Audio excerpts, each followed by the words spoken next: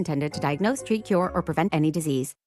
Hey, can you blow up some balloons for Jack's party? I can't. I'm so congested. You need Sinex Saline from Vicks. Sinex Saline nasal spray? Yeah, just Sinex. Breathe. Sinex Saline instantly clears everyday congestion associated with colds and year-round allergies with a gentle, ultra-fine mist that's no mess and easy to control. Daddy, we need more balloons. On it. Enjoy life's important moments without congestion. Try Sinex Saline from Vicks. Just Sinex. Breathe. Use as directed. Air Comfort Service, heating, cooling, and insulation. Weather. Clouds taking control as our next system is on the way. It's windy and 38 this afternoon. Rain developing after midnight tonight. 35 for the low. Saturday, periods of rain. 45 Saturday night. Rain in the evening. A couple of hours of a mix of rain and big old sloppy wet snowflakes. Less than an inch accumulation. 20, though, for the low. Sunday, partly sunny and just plain cold. 21. This is 97.1 FM Talk. Chief Meteorologist Dave Murray. Stop everything you're doing right now and ask yourself, are you currently receiving steady paychecks? What about when you're retired? Will you receive a monthly check to cover your expenses and also have some fun? Marvin Mitchell and the team at Compass Retirement Solutions calls this mailbox money. It's a monthly check you'll receive throughout retirement. They don't want you to worry about if the money will show up or how much money you'll receive. The only thing they want you to think about is how to spend it when it arrives. Find out how to get enough money in your mailbox every month when you're retired. Call Marvin Mitchell and the Compass Retirement Solutions team at 314-373-1598 to start working on a plan that can help you create the monthly income you'll need in retirement. Call 314-373-1598 right now and schedule a visit with Compass Retirement Solutions. 314-373-1598. Firm offers insurance services. Investments and services offered through Compass Retirement Group, a registered investment advisory in Missouri and Illinois. Hey, it's Mark Reardon for Underdog Fantasy, and from fast breaks to buzzer beaters to block parties, there's nothing as exciting as basketball. With Underdog, you can bring that excitement to wherever you watch. Playing on their app is as easy as choosing higher or lower on a player's stats, like threes made, points, rebounds, and more. Get those selections right, you can win up to 1,000 times your money. Millions of fans have won billions on Underdog. Will you be next? Join in on the fun by signing up for Underdog today using the promo code MARKR, and you'll get a free selection as part of your first cash entry, plus up to $1,000 in bonus cash when you deposit. It's really easy. It's a lot of fun. You can make basketball picks. You can also create entries with other sports like the NHL, mix and match. You make the call. It's a lot of fun. Do not miss out. But again, when you sign up, don't forget to use the promo code MARKR, M-A-R-K-R. Must be 18 plus and present in a state where Underdog Fantasy operates. Terms apply. Concerned with your play, call 1-800-GAMBLER or visit ncpgambling.org. Mark Cox here. Are you looking for the perfect start to your child's education? At Kirk Day School, the early childhood program for ages 3 and 4 is where your little one will learn to thrive. They have hands-on activities, nurturing teachers, and a biblical worldview.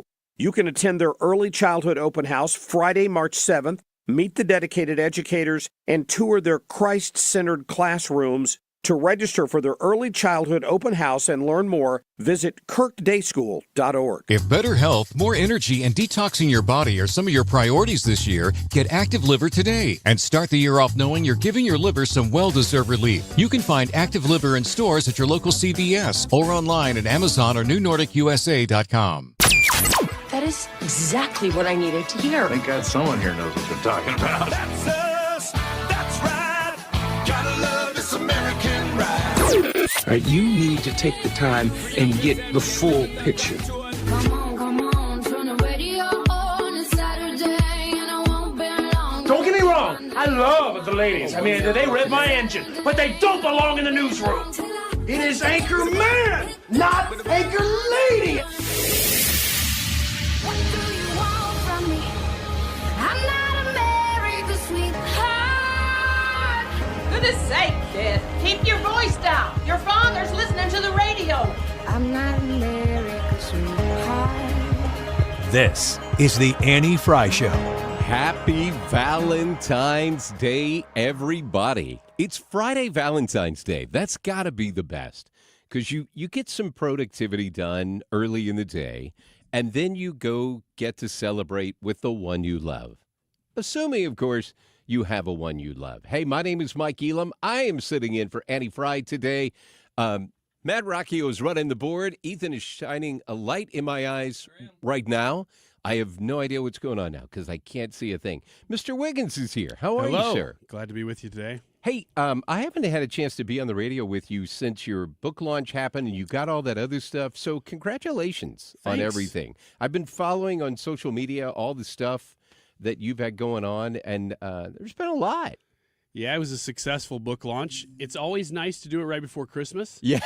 I didn't even really think about that. It was just getting it done as fast as I could, which happened to be the weekend of Black Friday. So which worked out. It worked out great. Worked out very well. Yeah. What are you doing for Valentine's evening? I know what you're doing today. In my household, we choose not to celebrate. Look at you.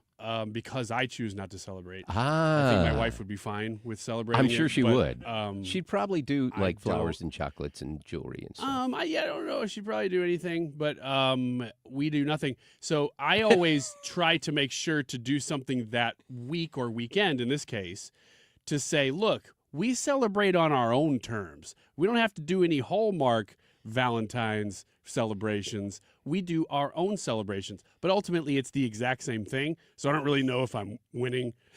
I just love the fact that she buys it, or at least she plays along and says, all right, that's who you are. I get it. I established it before kids, and now that we have kids, yeah, she's it makes like, it well, easier. that's what it is. There are ground rules that get set, and that's how that's going to be. Mm-hmm. So early in your marriage, if you're just getting married, when the things you do early on, establish the patterns for the rest of your marriage. If you take out the trash once, you're going to be taking out the trash. That's why I never did it. It's why I left all of my shavings in the sink a lot in those early years. And now I clean them up and she's, oh, that's great. It's a version of the Manny Fry show today. I love how you and Brad came up with that. I'm starting to get a complex with Brad, though. I mean, not that I don't love Matt. Matt and I got to work together at another radio station together for a short period of time.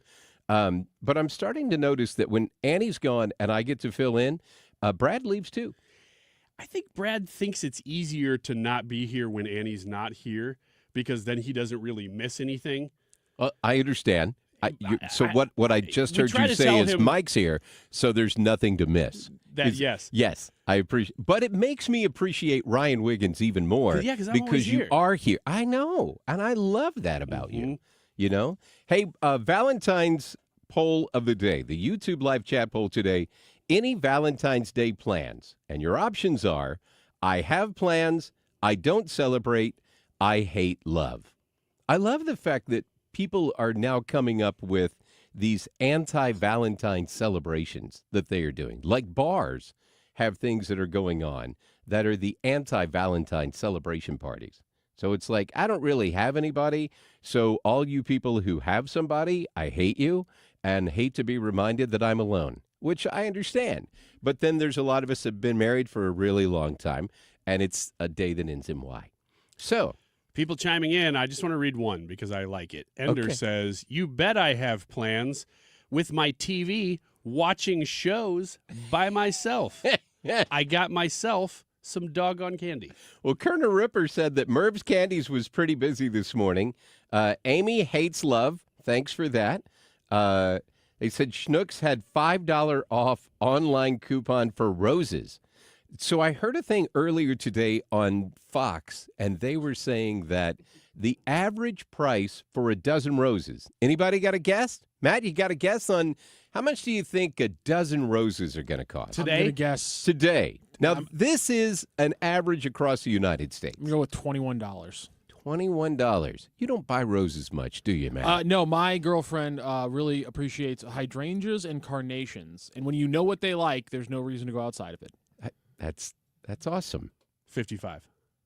72. Wow. I'm sorry, what? Wow. 72. I'm sorry, what? You can get a bouquet of hydrangeas at Schnucks for like $6. Well, you know, you could just go cut flowers from your neighbor's bush for even less. So, you know, there is that you can go get. I can't believe that it's that expensive. So I brought flowers home yesterday because I knew I had this going on and have some other stuff later on this afternoon. And I'm like, I don't even want to get caught, right? So I got the card. I got the roses. I delivered them yesterday at home, and yesterday was my wife's day off, right? So she wasn't cutting hair yesterday. She was laying on the couch when I got home. And I brought flowers and a card, and she goes, "It's tomorrow." And I said, "Yeah, but I wanted to be early. I figured it was better to be early than late." And she said, "Not wrong on that." So I did not set the Wiggins timeline to where I can get out of this. We did come to an agreement on jewelry years ago. I do not buy my wife jewelry because there was an old saying that I heard a long time ago, and I've come to see that that is true. The jewelry you can afford, she doesn't want. And the jewelry that she wants, you can't afford. So I made the mistake one time of buying some jewelry that wasn't really her favorite, is a nice way to say that. And I am so cheap anyway, right? I always want a bargain. So I appreciate the $5 coupon off of roses. I'm that guy, right? What is this? A dozen roses at Schnucks, no vase, $29.99 plus $5 off. Look at you, man. I'm telling you, that's where I get flowers, and it's so easy. You walk in there as you start your shopping trip every 2 weeks. Just get a $5 or $6 thing of flowers. Trust me, it alleviates so many problems throughout the year. That is the Brendan Shanahan theory of a good marriage. He just surprises Katie with flowers every now and then, and it works really good. And it's lasted him for over 30 years. A friend of mine. So shout out to Shanny, real quick. So do you have any plans for Valentine's? You've got the girlfriend. The old married guys are jaded. There's a SLU game tonight that I'm going to be following very closely, which is part of one of my jobs. And so we have agreed, because my girlfriend's awesome, that we're going to move Valentine's celebrations to tomorrow night when we have a dinner reservation. So we looked at ahead of it and got ahead of it, and I have flowers, wine, and chocolate-covered strawberries already set out for tonight when I'm not home, and so got both things covered. I didn't get the opportunity to move it because I am emceeing the community living gala tomorrow night. So I already had plans of something I had to do tomorrow. So tonight was kind of the night that we had to do something, but I wanted to make sure that I got the big blocks done while I had the opportunity to do that. So weigh in on the YouTube live chat poll of today. Let us know what you think. Any Valentine's plans? I have plans. I don't celebrate. I hate love. Joe says, I'm saying I've always heard that all I've always heard is diamonds. That'll shut her up. Joe, you sound like an old romantic. And yes, Captain Planet, I am a cheap. So he ain't wrong, right? That's just kind of how it is.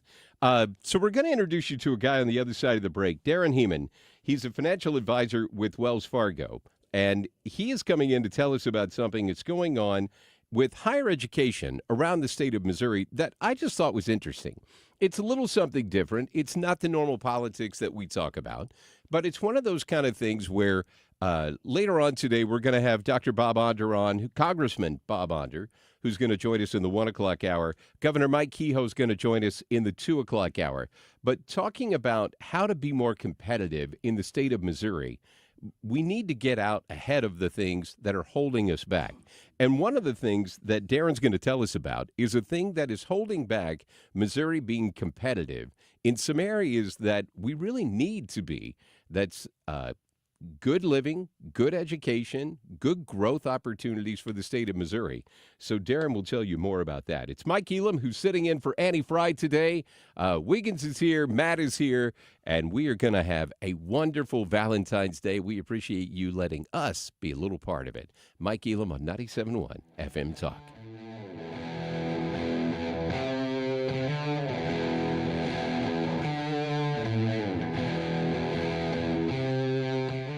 Stewart's American Mortgage, the Bagel Loan Guy, and a reminder that the Bagel Loan, which is only available with Stewie at Stewart's American Mortgage, is where you get a new mortgage or a mortgage refinance for no closing costs. You get to get that mortgage for your new purchase, and he makes you an incredibly competitive buyer. I understand if you're looking to buy a home, there's also usually going to be somebody recommended to you like, okay, get your mortgage to these guys. That's who we usually work with. Okay, they're probably great, but I want you to make sure that you reach out to Stewie directly at 314-324-4440. That's 314-324-4440 before you make that final decision on going with a lender, because I think Stewie's going to have the best deal for you. And that's really what it's all about, right? When you work with Stewie at Stewart's American Mortgage and you finish up that bagel loan, you get to pay $0 in closing costs to acquire that mortgage. Reach out to him at 314-324-4440, 314-324-4440, or Google the bagel loan, NMLS number 226715. Is your home, business, or church looking tired, chalky, or in need of curb appeal?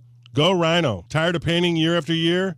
Go Rhino. Our unique 3M ceramic technology is perfect for brick, stucco, aluminum, steel, color lock masonite, and more. It's backed by our 25-year transferable warranty to not chip, crack, or peel. Great if you're staying, and even better if you're selling. Our ceramic coating allows you to maintain all of your architectural features. The decision to do vinyl will leave your home looking like a plastic moldy box. With Rhino Shield, in 15 years, your home will still have that, wow, it looks like you just got it painted. We've done large condo complexes, parking garages, pole barns, and commercial strip malls. We coat sloped and flat roofs to extend their lives too. Evaluations are free. 877-25-RHINO or 877-25rhino.com. See what we did there? Genius. Tell them, ladies. Don't paint, don't vinyl, go Rhino Shield. Never paint your house again. Rhino Shield.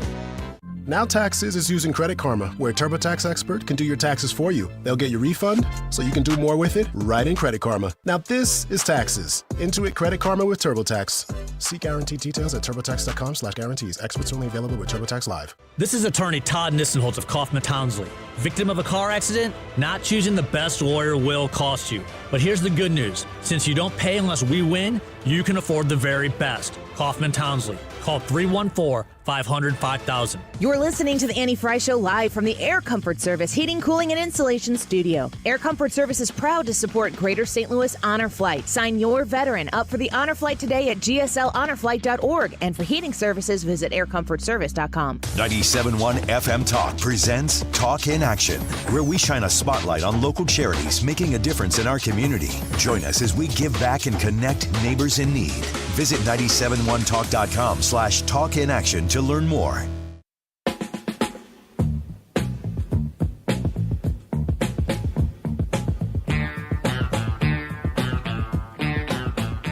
This is the Annie Fry Show.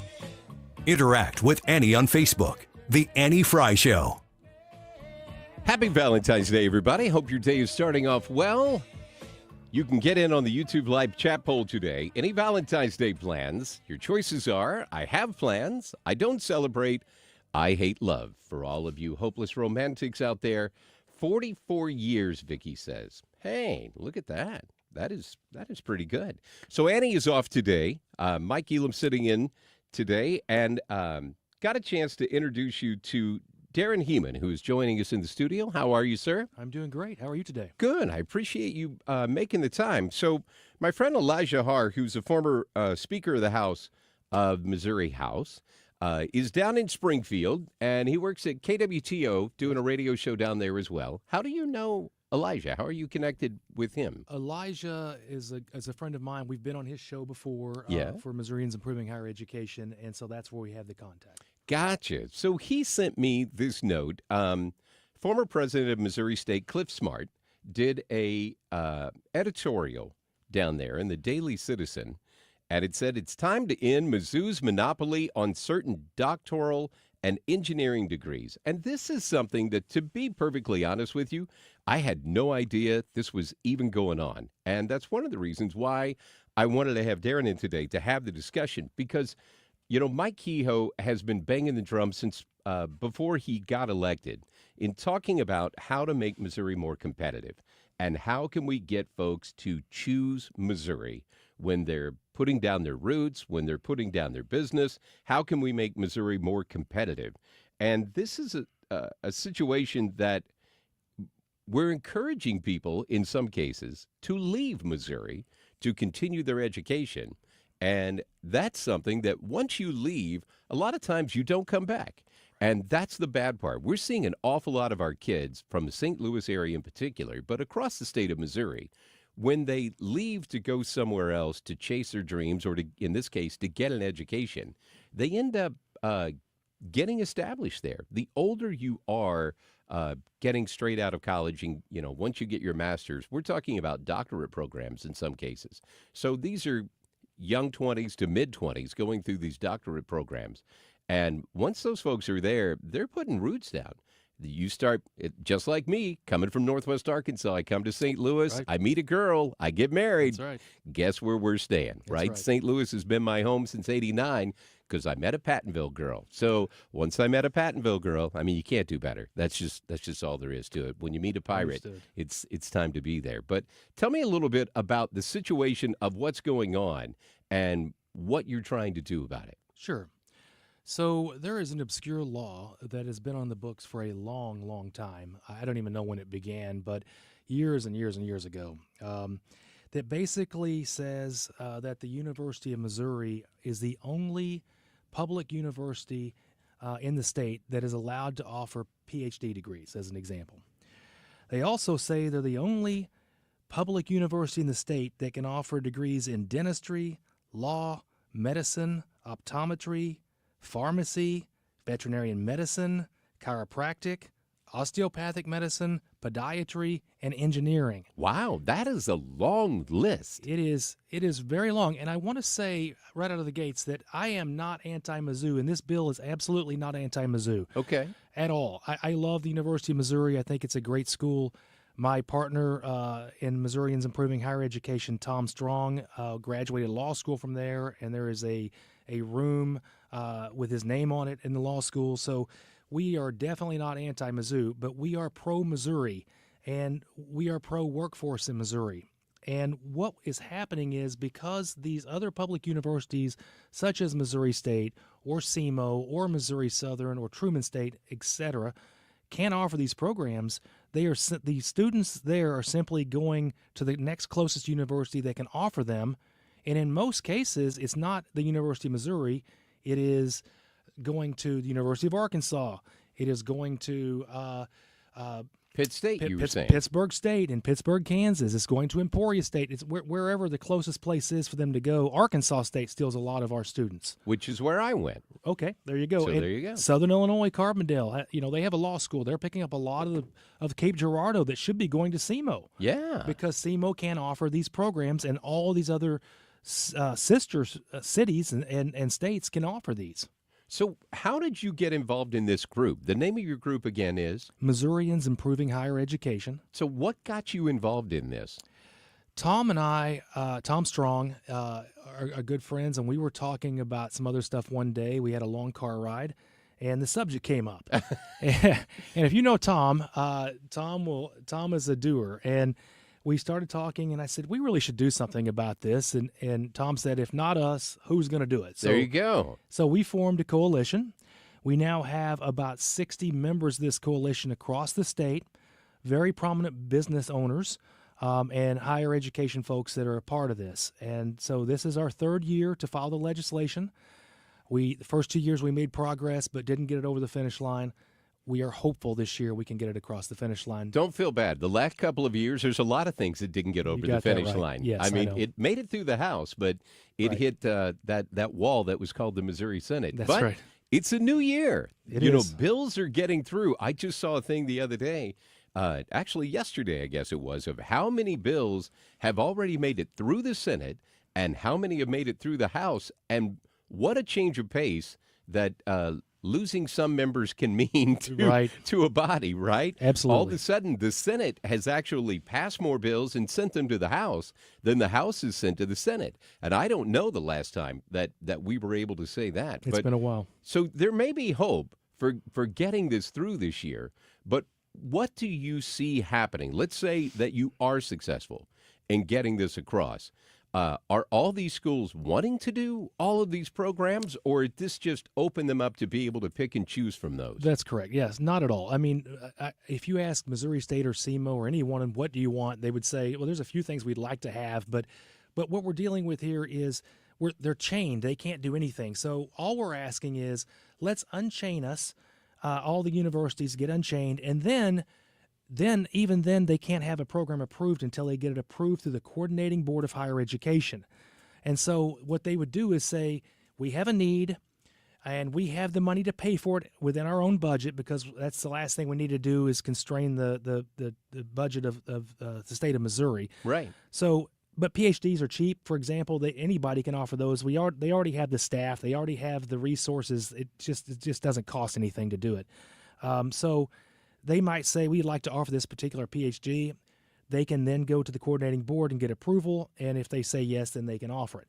But just because we unchain this does not mean that you can go carte blanche and do anything you want, because nothing's further from the truth. But you were telling me a story about Cape Girardeau, for example. Yes. Of a company that came to SEMO and asked them to spin up a program. They asked them to start an engineering school because they had a big demand for engineers in southeast Missouri. Right. SEMO said, yes, we would love to do that. We actually have the money in our budget to do this, and we'd like to do this. So they just went to the coordinating board, asked to do it.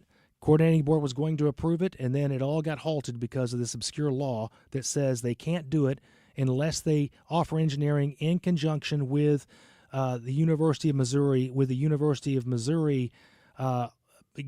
conferring the degree.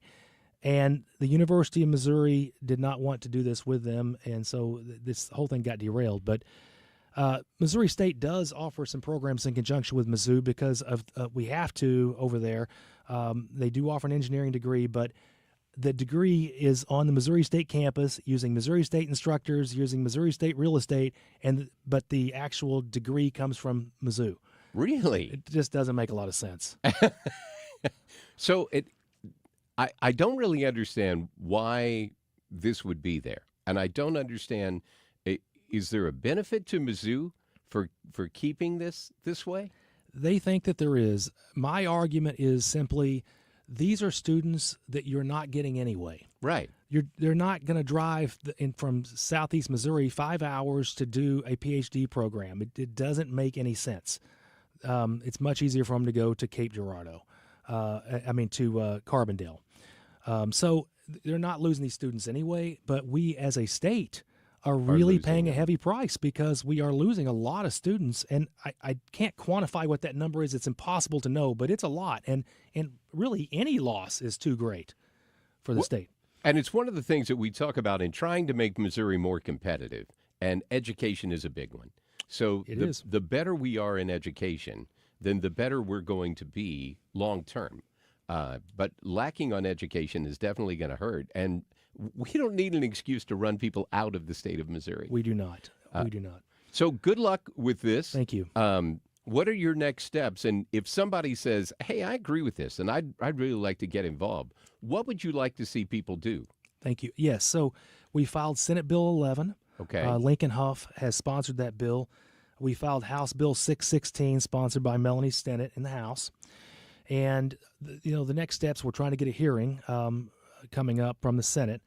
And I know that on Monday, the president of Mizzou and the president of Missouri State are scheduled to meet and see if they can talk anything through there. So we're hopeful something comes of that, and then we can maybe come with some kind of compromise. But yes, please, if you agree with us on that this needs to change, please reach out to your senators and your House members. reps. Yeah, absolutely. Yeah. And please tell them, how you feel about this, because again, we are number 50 out of 50 states. Nobody does it like this. We're the only state in the whole union that does this.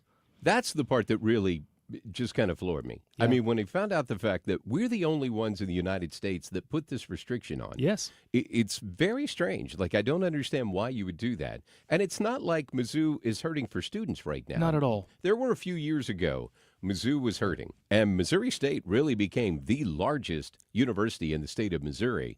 But I think it's pretty safe to say that Mizzou has recovered nicely from that. Oh, absolutely. Yeah, Mizzou is in no fear of that at all. And again, I don't understand I think the restrictions happened so many years ago, like when SEMO was a teacher's college, right? And Springfield had a teacher's college.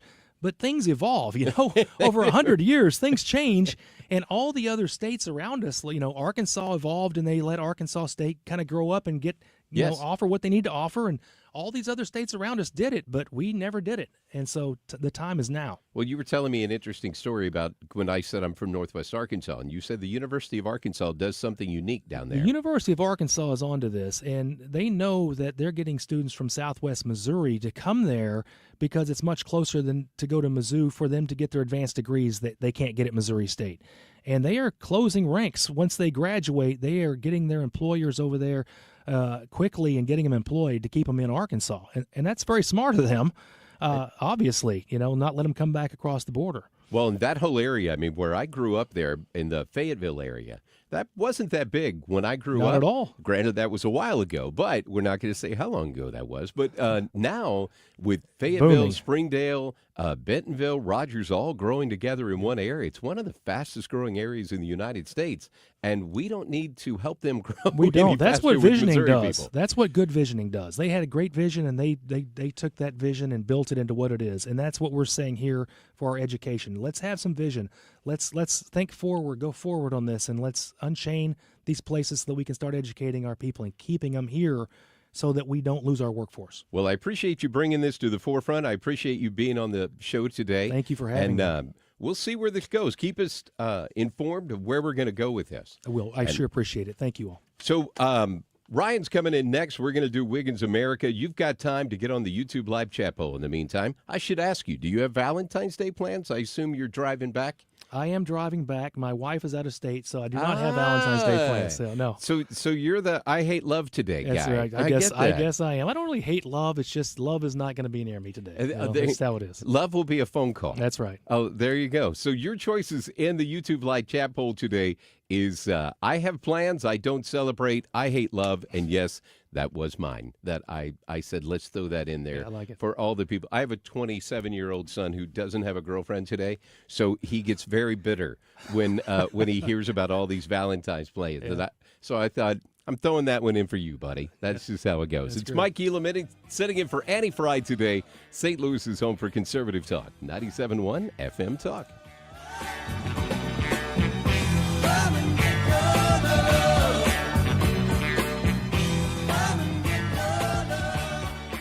The colder weather is a great excuse to practice your Second Amendment skills inside at the Range St. Louis West. Mark Cox here from my friends at the Range, 14803 Manchester Road out in Baldwin. I told you they have the best training in town. February 19th, the Range is co-hosting a women's self-defense workshop at the West County Gracie Barra location. You can get the details on all these events and how to sign up on their website.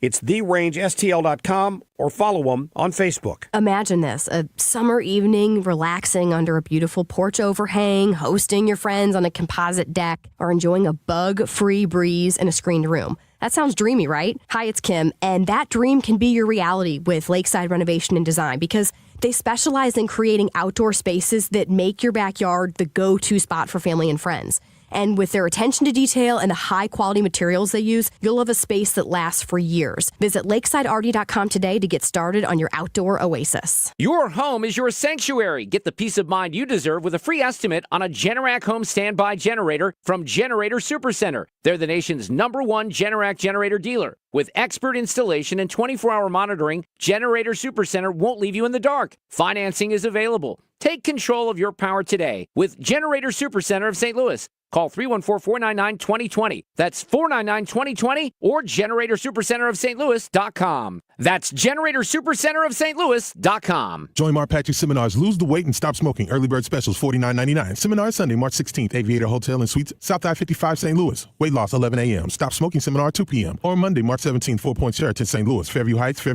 Weight loss 5:30 p.m. Stop smoking seminar 8 p.m. The bee or not the bee coming up next. And let me tell you what, with DOGE and everything related to RFK and Tulsi this week, we have some really, really good stories that you will spot instantly as being fake. 12:36. This time check is sponsored by Jerry Kelly Heating and Air Conditioning. It's time for a $98 furnace tune-up. Their parent gave everything for our nation, but when support fades, who stands with them? Join the precious legacy at Rhythm and Brews Fest on March 8th in St. Charles. Learn more at 971talk.com/talkinaction.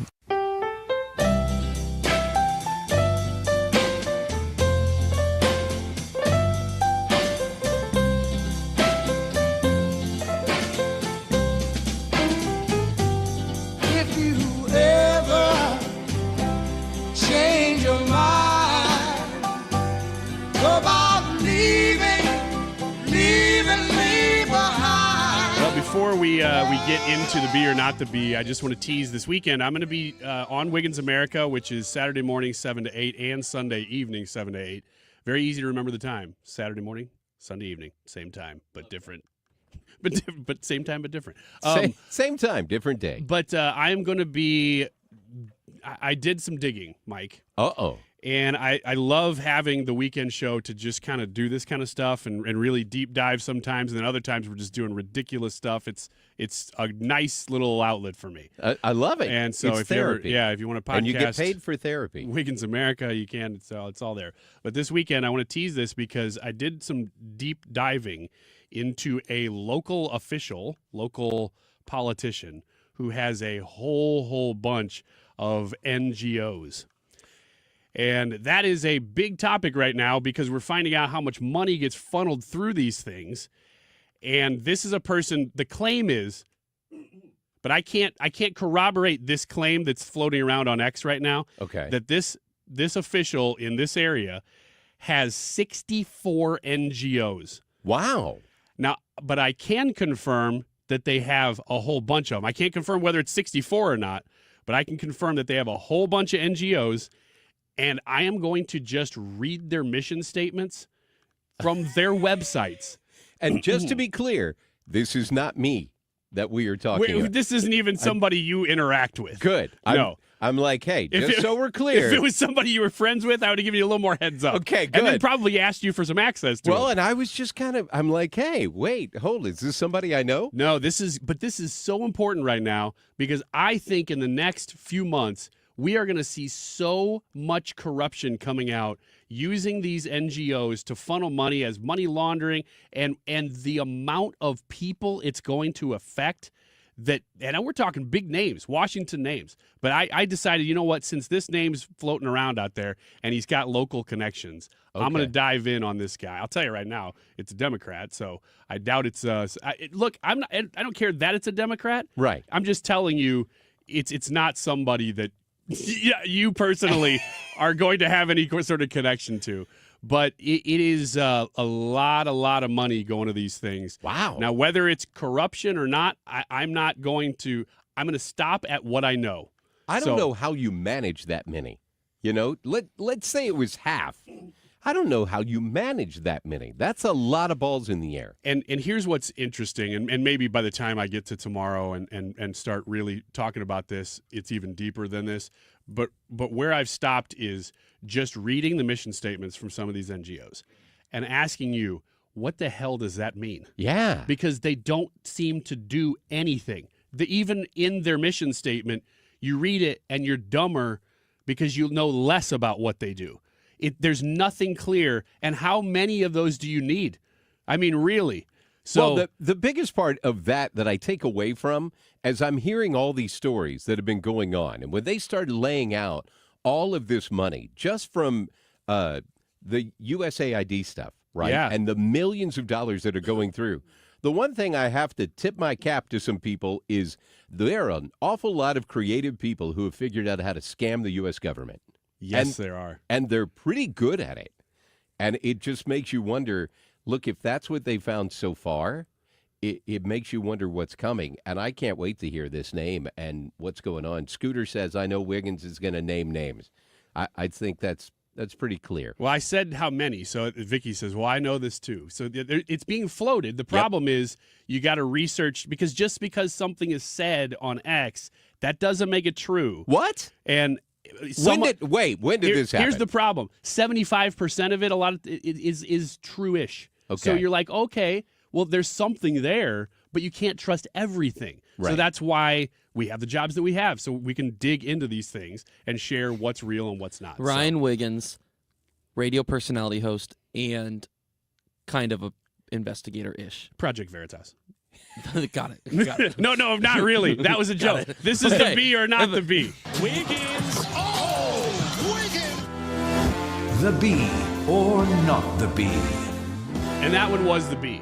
Although technically not actually the Babylon Bee either, but it was satire. Yeah. It was satire. Okay, so this is a bunch of headlines that are either satire from the Babylon Bee or they are real headlines. I will read the headline.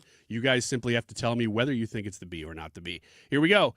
Democrats uncover devious billionaire plot to spend billions buying social media company to get President Trump elected in order to access the Treasury's database and steal grandma's $695 Social Security check.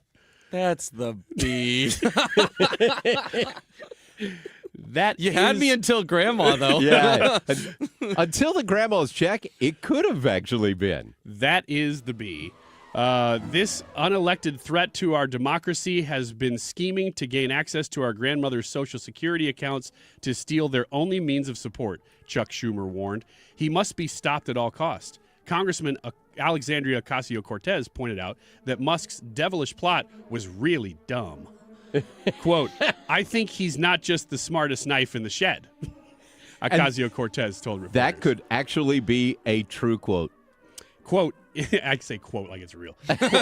Quote, he spent all those billions on Twitter just to get a $700 check. Isn't that inflation or something? There are much easier ways to get money from grandmas, too. AOC then tripped over her shoelaces, which she had accidentally tied together while getting dressed this morning. So that one is not real. Not real. But could very well be. Stranger than fiction. Next one. The Democratic Party posts a list of things it got done today. I'm going to say that's real. I'm going to say it's real as well. You guys are right. This is real. This is a real story. They posted this on Twitter. It's the Democratic Party posting every single thing it got done in one day. I before I read the list, I think they're under pressure from basically every side right now. Well, can I just share? I have never seen a political party, any political party, be this much in the wind as what you're seeing the Democrats be since Trump came in. And Dana Perino, which, by the way, the interview that Annie had with her the other day, amazing. I love Dana Perino as well. I listened to her Perino on Politics podcast. It's really good. Oh, you are a fan. I am a fan. So just her talking about the fact that Trump is coming out with so many things right now, and flood the zone seems to be the term they're using. Mm-hmm. But it's tough to keep up, man, and they are just flailing anywhere to try and get some foothold. So this list, I'm curious to see, what did they get done? It's clear that the list is being put out because people keep going, oh, my gosh, Trump is getting so much done, Republicans getting so much done, that they're like, well, we are too. We did something. Look at this list. What Democrats we did today. Education. This was from February 12th, so this was 2 days ago. Number one, every single Senate Democrat voted against Tulsi Gabbard. This is real. So this is what they're saying they got done. And it accomplished nothing. She got confirmed. She got confirmed. Well, and this is how much they want to be like Mitch McConnell. If your list of things you got done is our coalition voted for something unsuccessfully, God, that's the most pathetic thing you can kind of put on a list. Like passing a bill and saying we all voted for this one and got it done, that's a thing to put on a list. We lost today. Stopping a confirmation, arguably, I guess you could say, could have been put on the list. Yeah, you're very right. And that's number one. It's chronological, We're right? leading with that. It's chronological, right? I don't know. It just happened early in the day. Well, this was just one day. So the next one is Senator Raphael Warnock introduced a bill. Now they go into a little bit of what the bill is. I was like, please tell me there's no more to that. That's what he did. Does this bill stand a chance of passing? Probably not. Probably not. Hey, Ryan. Yeah. I turned your mic on today. Thank you. Congratulations. Great job. Me and Warnock both doing the base levels of the job today, Something baby. you got done today. Yes, you're right. There you go. Number three, Arkansas Senate Democrats successfully voted down a bill to allow municipalities to remove fluoride from their water systems. Voted down a bill. This is in Arkansas. Okay. If I was them, I probably wouldn't have kept writing after a point. I probably would have stopped the sentence a little earlier. Just said we voted down a bill. Done. Period. That's pretty much what the rest of these are. Number four is a coalition of 191 House and Senate Democrats sent a letter demanding removal of Elon Musk. They sent a letter. I kid you not. That's what this is. The last one on this list is Democrat Ken Jennings won a special election for Westchester County Executive, soundly defeating his Trump-backed opponent. That was a very, very small special election that the Democrat won. I guess that would be the one real accomplishment. That's at least a victory on the list. That's the only one that is. Everything else is we lost or we did something that happens every day. Yeah. Ladies and gentlemen, congratulations. You woke up. Yes. Okay. Good job. The Warnock introduced a bill. Having that on there is hilarious. That is pretty good. Yeah. How many times does somebody introduce a bill? I mean, over and over and over. Okay, so that's real. How about this one? Congress announces new oversight committee to oversee government oversight committee. I'm going to say that that's the B. I'm going to say that's real. It is the B, but it sounds real. It does. We've had government oversight committees for years, and they never reported the kind of waste and abuse Elon Musk is talking about, said Representative Alexandria Ocasio-Cortez. That's why I had this brilliant idea to establish a new government oversight committee to oversee the current government oversight committee. I'm really smart, she said. The committee, formerly established as the Committee on Overseeing Government Subcommittees, COGS, will take on the watchdog role overseeing the various subcommittees under the Committee on Oversight and Accountability. It will then report to the original Government Oversight Committee, which will take its findings under advisement and launch its own investigation into verify said findings. You know, just what you said right there is, in a nutshell, why we have DOGE today. That's why I read that. Because that sounds real. That does. It sounds like something that Elon is trying to get rid of right now. The problem is there really are government oversight committees in these agencies that have done jack squat. Right.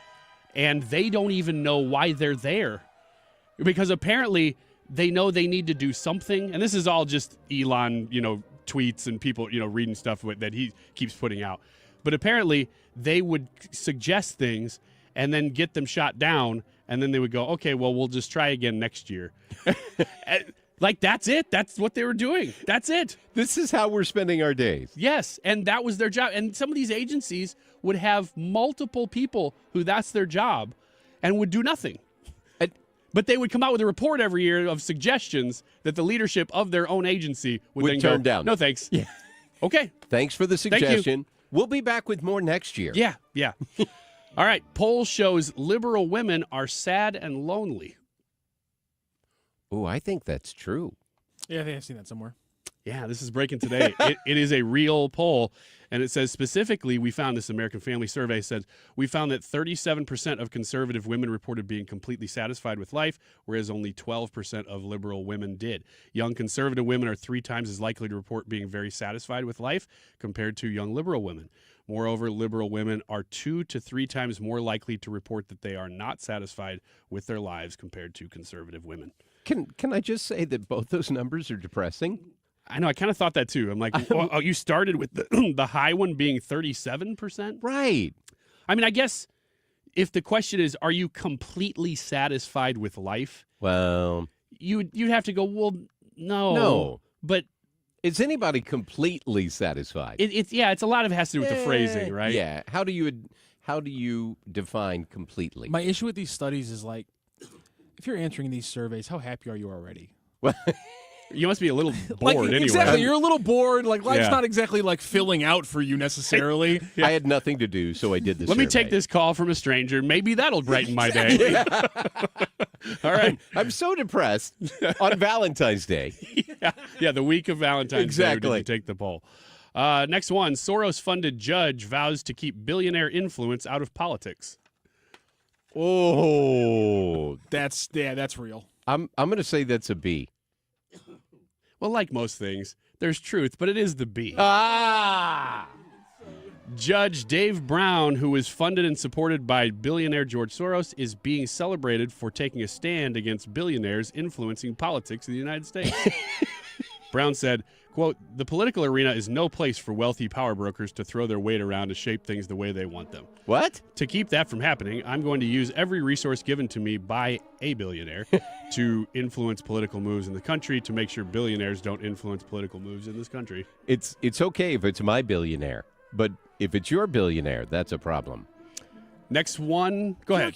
I just feel like you can't satirize such basic political hypocrisy. It is like tough, it's isn't so, it? Like, that sounds so real. It really That's does. Such basic political hypocrisy nowadays. That just sounds so easy. The part of that that's tough is that it's it is real.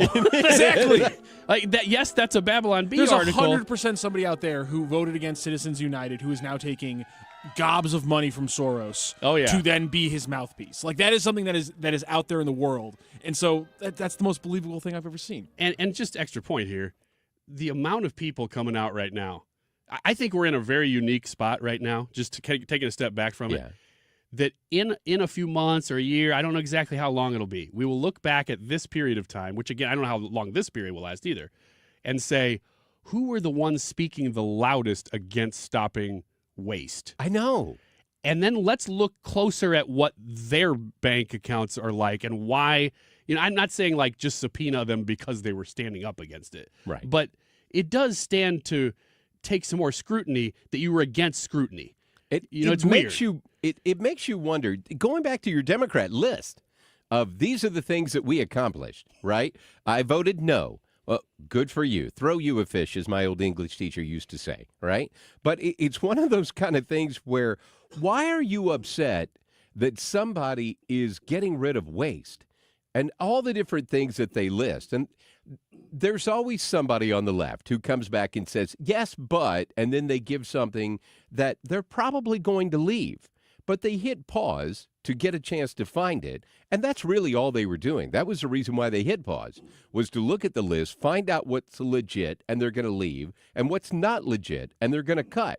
But when you're screaming about doing some diversity program in Ethiopia, it's like, why? Why are you screaming about that? That subcommittee that they had this week on DOGE, where they had bipartisan, is led by Marjorie Taylor Greene. I'm not sure why they chose that, but they did. And it had Republicans and Democrats in it giving I guess they weren't really giving testimony, but that's what they ended up doing. Yeah. They have a person there to ask questions, and they just grandstand for 5 minutes. Exactly. And don't ask any questions. So they were talking about these things. And the argument against this DOGE thing is that, well, from the Democrats, we also want to get rid of waste. We just don't like the way you're doing it. Right. And it was like, well, then why didn't you do anything for the last 4 years where you could have done anything you wanted with the presidency, with the Senate, and before that you had all of Congress. So it's amazing because I think also this week we talked to Robert C. Cahaley from the Trafalgar Group, most accurate presidential poller last three cycles in a row. And he said that they're finding that there are actually more people who are approving of Donald Trump and of DOGE right now than voted for Donald Trump. Yeah. So the amount of people, is like 50-ish% or slightly under it now voted for Donald Trump and a percentage point below voted for Kamala Harris, popular vote-wise. He's finding that it's actually significantly above 50% it's that are almost approving 60. this. And so, again, back to what you were saying about Democrats really not knowing which way to go, what exactly are you protesting? Yeah. Well, it's like the other day when they were all banging on the door and trying to get into the education department. Yeah. Which, by the way, doesn't have a head yet. So you have an interim person who is running the Department of Education. You haven't even had your person who's going to be the person go into hearings yet. Yeah. Linda McMahon hasn't even finished her they were hearings protesting the agency that really was still kind of the Biden version of the agency. It is. At There's the nothing moment. new yet. Yeah. We got, a minute left. I'm going to try to sneak one more in here, gentlemen. Do it quickly. All right. RFK Jr. sworn in on raw 32-ounce ribeye.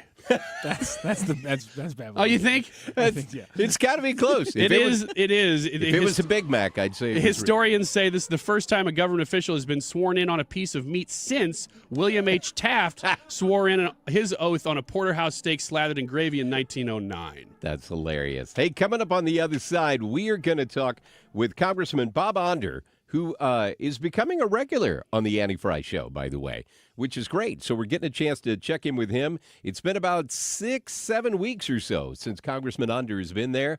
Curious to hear how he is liking Washington, because Bob Onder is definitely a disruptor, so he's going to fit in well with what the Trump administration is doing. It's a Manny Fry version of the Annie Fry Show. Mike Elam sitting in today on 97.1 FM Talk. Bring it to me. Bring your sweet loving. Bring it all home to What would you give for a child you loved? To make their wish come true? To help them fight a critical illness? Just imagine what you'd do. You see, wishes are so powerful, and you can make them real. They can give a child back their childhood, even change the way they feel. Every single one of us can make the stars align, because when we come together, hope and joy will shine. Wishes need stars like you. Visit Make-A-Wish@wish.org. Hey, Dad, how do airplanes fly? What's in this box? Is this tree good for climbing? How are babies made? What does this thing do? Kids are curious about everything, including guns. Talking to them about gun safety in your home is a good first step, but you can do more. Always keep your guns locked, unloaded, and stored separately from ammunition. Safe gun storage saves lives. Learn how to make your home safer at endfamilyfire.org. That's endfamilyfire.org. Brought to you by End Family Fire, Brady, and the Ad Council. What's your favorite four-letter word? Chances are you've said it more than a few times dealing with this crazy world we live in. But at Compass Retirement Solutions, our four-letter word of choice is hope. Hope for a better tomorrow. And hope that your retirement plans don't take a back seat. You've watched inflation soar, and maybe your retirement future feels a little uncertain right now. But all hope is not lost. Find out exactly how much risk you're still taking with your investments. Find out how you may be able to save big on taxes. And find out how having a written retirement plan just might give you the hope you've been looking for. Call today to set up a meeting. 314-373-1598. That's 314-373-1598. Compass Retirement Solutions. 314-373-1598. Firm offers insurance services but does not provide tax advice. Investments and services offered through Compass Retirement Group, a registered investment advisory firm in Missouri and Illinois. Investing involves risk, including the potential loss of principal. When Greg Hammonds at GregHammonds.com talks to people about health insurance, they tell him, 1, my premiums are too much. Number 2, my deductible is so high I never meet it. And 3, my doctor doesn't accept my plan anymore. Greg offers private health insurance plans that are not on the ACA marketplace. You can pick your doctors. For most claims, you won't even pay a deductible, and they're 30 to 60% lower cost than Obamacare. One more thing, there's no tax penalty at the end of the year. Greg even has plans that are guaranteed acceptance and available all year long, so you can enroll today. If you pay for your own health insurance, you're uninsured, you're on COBRA, or your employer coverage is just too expensive, call Greg at 314-794-7784. That's 314-794-7784. Or go to GregHammonds.com. That's GregHammonds.com. He can custom design a plan managed and chosen by you, not the government. KFTK FM Florissant from the Kaufman Townsley St. Louis's Injury Lawyers Studio. Call 314-500-5000. That's 314-500-5000. All on the free Odyssey app. Another DOGE fight in court. I'm Lisa Brady, Fox News. A federal judge in New York hears arguments at this hour over the Elon Musk team access to the Treasury Department's central payment system. Lawyers for the Trump team are expected to tell this judge that they think, after winning the election, they should be allowed to make changes at the Treasury Department if those changes would make the Treasury Department more efficient. Fox's Peter Doocy at the White House, but 19 attorneys general argue they shouldn't have access to Americans' personal information, citing cybersecurity and privacy concerns. New York Attorney General Letitia James, leading that legal challenge, also says Congress has the power of the purse. No one elected Elon Musk and his minions, and no one has allowed him to have access to this information. This is a violation of the separation of powers. The White House calls Musk a special government employee and argues DOGE is not breaking any laws. A protest in New York's Greenwich Village. They will not erase us! After the National Park Service removed transgender references from the Stonewall National Monument website, stemming from President Trump's executive order recognizing only male and female. The Stonewall Inn was raided by police in 1969, triggering riots at a time when homosexual acts were illegal in New York. The Trump administration will keep pushing for peace talks on ending the war in Ukraine. It's important for us to get together and start to have the conversations that are going to be necessary to bring this thing to a close. Vice President J.D. Vance, after meeting in Germany meeting with Ukraine's President Zelensky, who says he believes President Trump is the key to ending the conflict, but also says Ukraine needs security guarantees. The Vatican says preliminary tests show Pope Francis has a respiratory tract infection.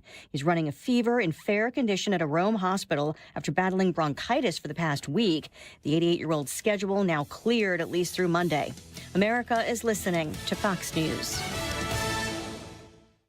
Ever have one of those days where your gut just feels blah? Ugh, yes. Occasional bloating or gas could be signs that your gut is out of balance, but Align Probiotic can help. Align 24/7 Digestive Support is a daily use probiotic with a unique strain to help relieve occasional digestive issues. It's the #1 doctor-recommended brand. So when you feel the signs, it's time to try Align. Align Probiotic. These statements have not been evaluated by the Food and Drug Administration. This product is not intended to diagnose, treat, cure, or prevent any disease. Hey, can you blow up some balloons for Jack's party? I can't. I'm so congested. You need Sinex Saline from Vicks. Sinex Saline Nasal Spray? Yeah, just Sinex. Breathe. Sinex Saline instantly clears everyday congestion associated with colds and year-round allergies with a gentle, ultra-fine mist that's no mess and easy to control. Daddy, we need more balloons. On it. Enjoy life's important moments without congestion. Try Sinex Saline from Vicks. Just Sinex. Breathe. Use as directed. Air Comfort Service, heating, cooling, and insulation. Weather. Clouds taking control as our next system is on the way. It's windy and 38 this afternoon. Rain developing after midnight tonight. 35 for the low. Saturday, periods of rain. 45 Saturday night. Rain in the evening. A couple of hours of a mix of rain and big old sloppy wet snowflakes. Less than an inch accumulation. 20, though, for the low. Sunday, partly sunny and just plain cold. 21. This is 97.1 FM Talk. Chief Meteorologist Dave Murray. Attention St. Louis Medicaid residents in need of care at home. If you need assistance with daily activities, you can receive in-home care from a loved one that lives with you and they get paid. Through Medicaid with no cost to you, Freedom Care allows you to choose who provides your care at home in St. Louis and they get paid instantly. This is 100% free to you. Call now to check your eligibility. It can be your daughter, son, a close relative, or trusted friend helping you with cooking, transportation, laundry, and other activities in your own home. You get the help you need and your caregiver gets paid instantly. Freedom Care has over 7,000 five-star Google reviews and is a leading choice in St. Louis for in-home care. If you have Medicaid and want great care from a loved one that's free to you through Medicaid, go to freedomcare.com or call 314-597-1749, 314-597-1749, 314-597-1749.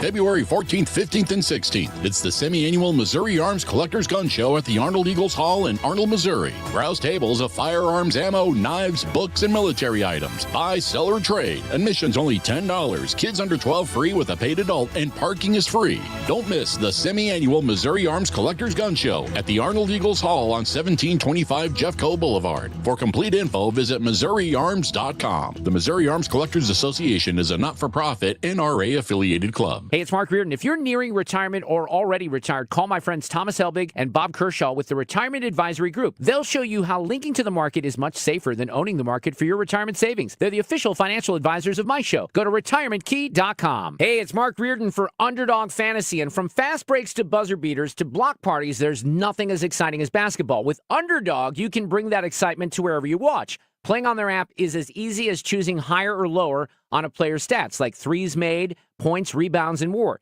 Get those selections right, you can win up to 1,000 times your money. Millions of fans have won billions on Underdog. Will you be next? Join in on the fun by signing up for Underdog today using the promo code MARKR, and you'll get a free selection as part of your first cash entry, plus up to $1,000 in bonus cash when you deposit. It's really easy. It's a lot of fun. You can make basketball picks. You can also create entries with other sports like the NHL, mix and match. You make the call. It's a lot of fun. Do not miss out. But again, when you sign up, don't forget to use the promo code MARKR, M-A-R-K-R. Must be 18 plus and present in a state where Underdog Fantasy operates. Terms apply. Concerned with your play, call 1-800-GAMBLER or visit ncpgambling.org. Hey, it's Mark Cox. Join me and the St. Charles County Republican Central Committee for the Lincoln Trump Dinner Friday, March 21st at Old Hickory Golf Club. Get your tickets now and learn about sponsorship opportunities at 971talk.com/events. That is exactly what I needed to hear. Thank God someone here knows what they're talking about. That's us. That's right. Gotta love this American ride. All right, you need to take the time and get the full picture. Come on, turn the radio on. It's Saturday and I won't be long. Don't get me wrong. I love the ladies. I mean, they rev my engine, but they don't belong in the newsroom. It is Anchor Man, not Anchor Lady. What do you want from me? I'm not America's sweetheart. Goodness sake, kid. Keep your voice down. Your father's listening to the radio. I'm not America's sweetheart. This is the Annie Fry Show. Happy Valentine's Day, everybody. Hope your Friday is starting off well. Hope your weekend is starting off well. YouTube live chat poll today in honor of Valentine's Day. Is any Valentine's Day plans? I have plans. I don't celebrate. I hate love. Wherever you're at, we'd love for you to weigh in on that. We'll have those results coming up at the end of the show in about 2 hours from right now. Brad Range popped in on the YouTube live chat feed here that's going on. You know, it's a guy who, even on his day off, he still comes back and logs in with all the fannies that are there. Great discussion that's going on. Speaking of a great discussion, we have the opportunity to get the only congressman from St. Charles County who's joining us on the radio right now. Congressman Dr. Bob Onder joins us. Congressman, how are you, sir? Good afternoon, Mike. I'm doing really well, especially back here in God's County. You know, you're becoming a regular on the Annie Fry Show. That is awesome. Yeah, it is awesome. It is awesome. I love talking to conservative talk radio hosts throughout the district, but especially here on the Annie Fry Show.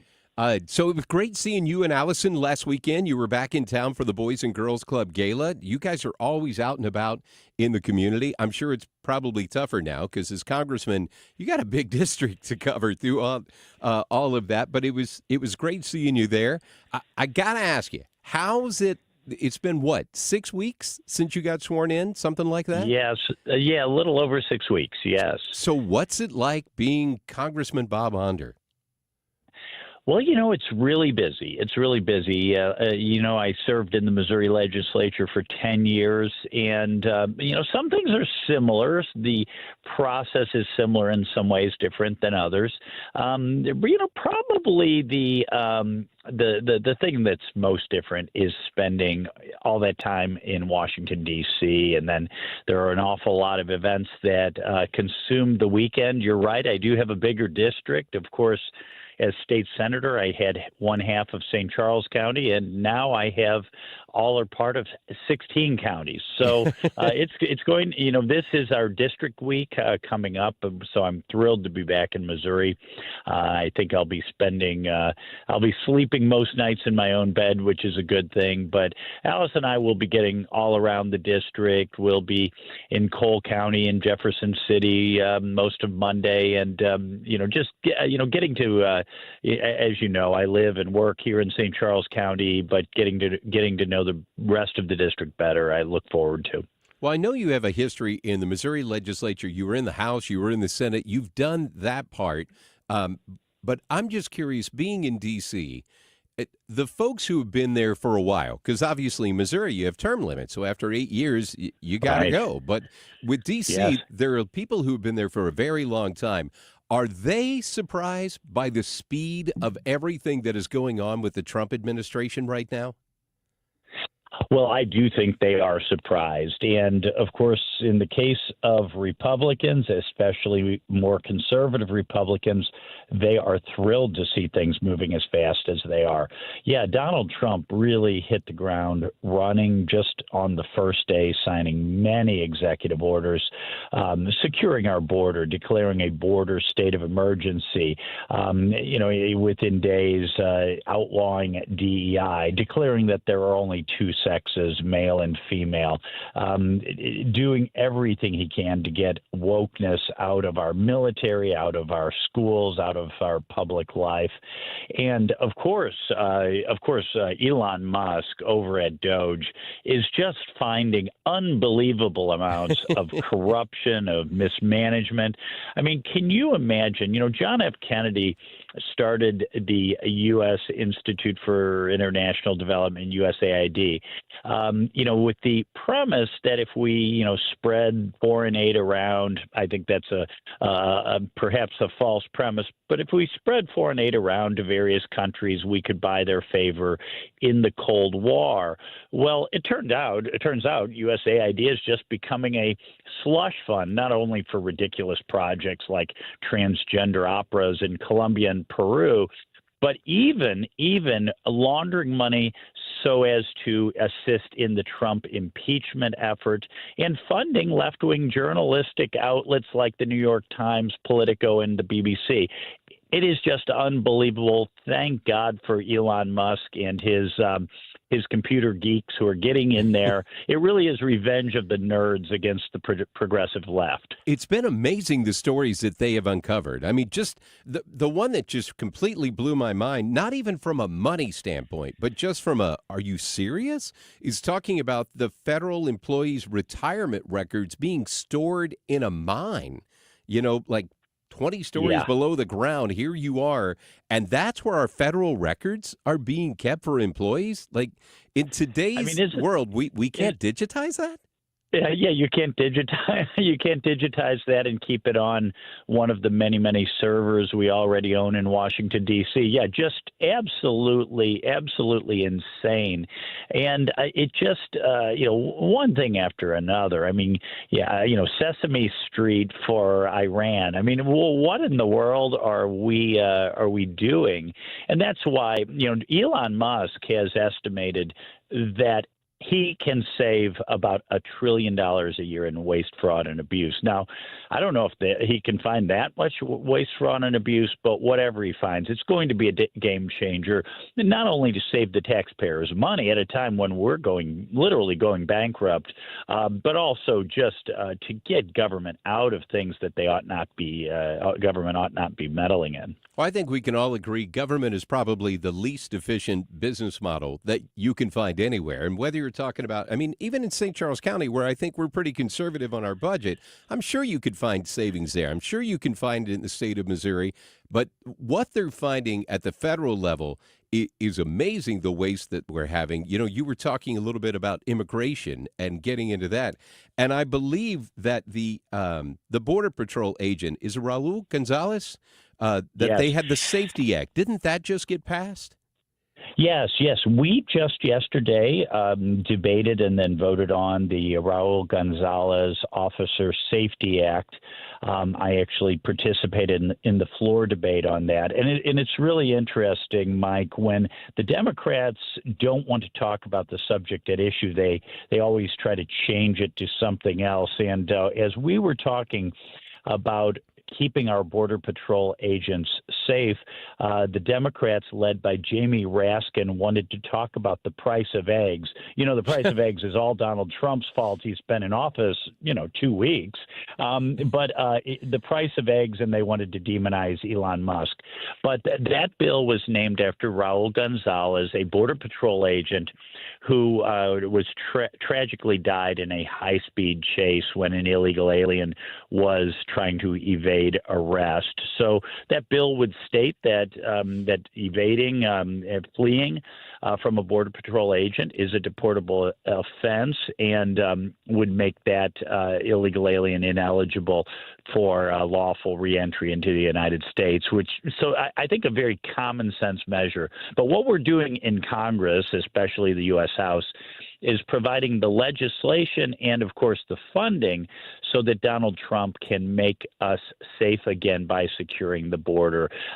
Because let's face it, we have to put some of these things in the statutes permanently because we may, heaven forbid, not forever have a Republican president. So, someday when we have Chelsea Clinton or Malia Obama as president, we need to make it very clear. Man. I'm sorry. It's Valentine's Day. You can't Mike. do something like that. That's an I hate love comment right there. Let's hope we have someone a little more like RFK than anyone named Obama or Clinton. There you go. But, no, we need to make some of these laws permanent because, let's face it, a Democrat president could reverse many of these things as quickly as Donald Trump fixed them.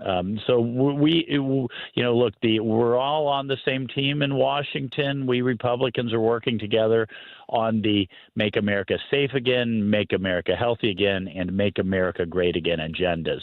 We're talking with Congressman Dr. Bob Onder, and, that's a good point that you're talking about with everybody working together, especially with such a narrow majority that you have to work for. And I love seeing how everything is going through and how you guys are all working together. But I wanted to say congratulations on introducing your first piece of legislation, the Timely Departure Act, that actually has a St. Charles County tie to it. Well, yeah, Mike, it does. I've been telling this story to everyone who will listen, not only around our district in Missouri, but also in Washington, D.C. Yes, it's easy to forget at a time when Joe Biden just let in 10 million illegal aliens into our country, that actually the border traditionally hasn't been our largest source of illegal aliens, rather visa overstayers, people who were originally came on a tourist or a work visa or a business visa or a student visa, who then don't follow our law and leave the country when they're supposed to. And this led to just horrific events in St. Charles County when an illegal alien of Middle Eastern descent who was here on a tourist visa overstayed his visa.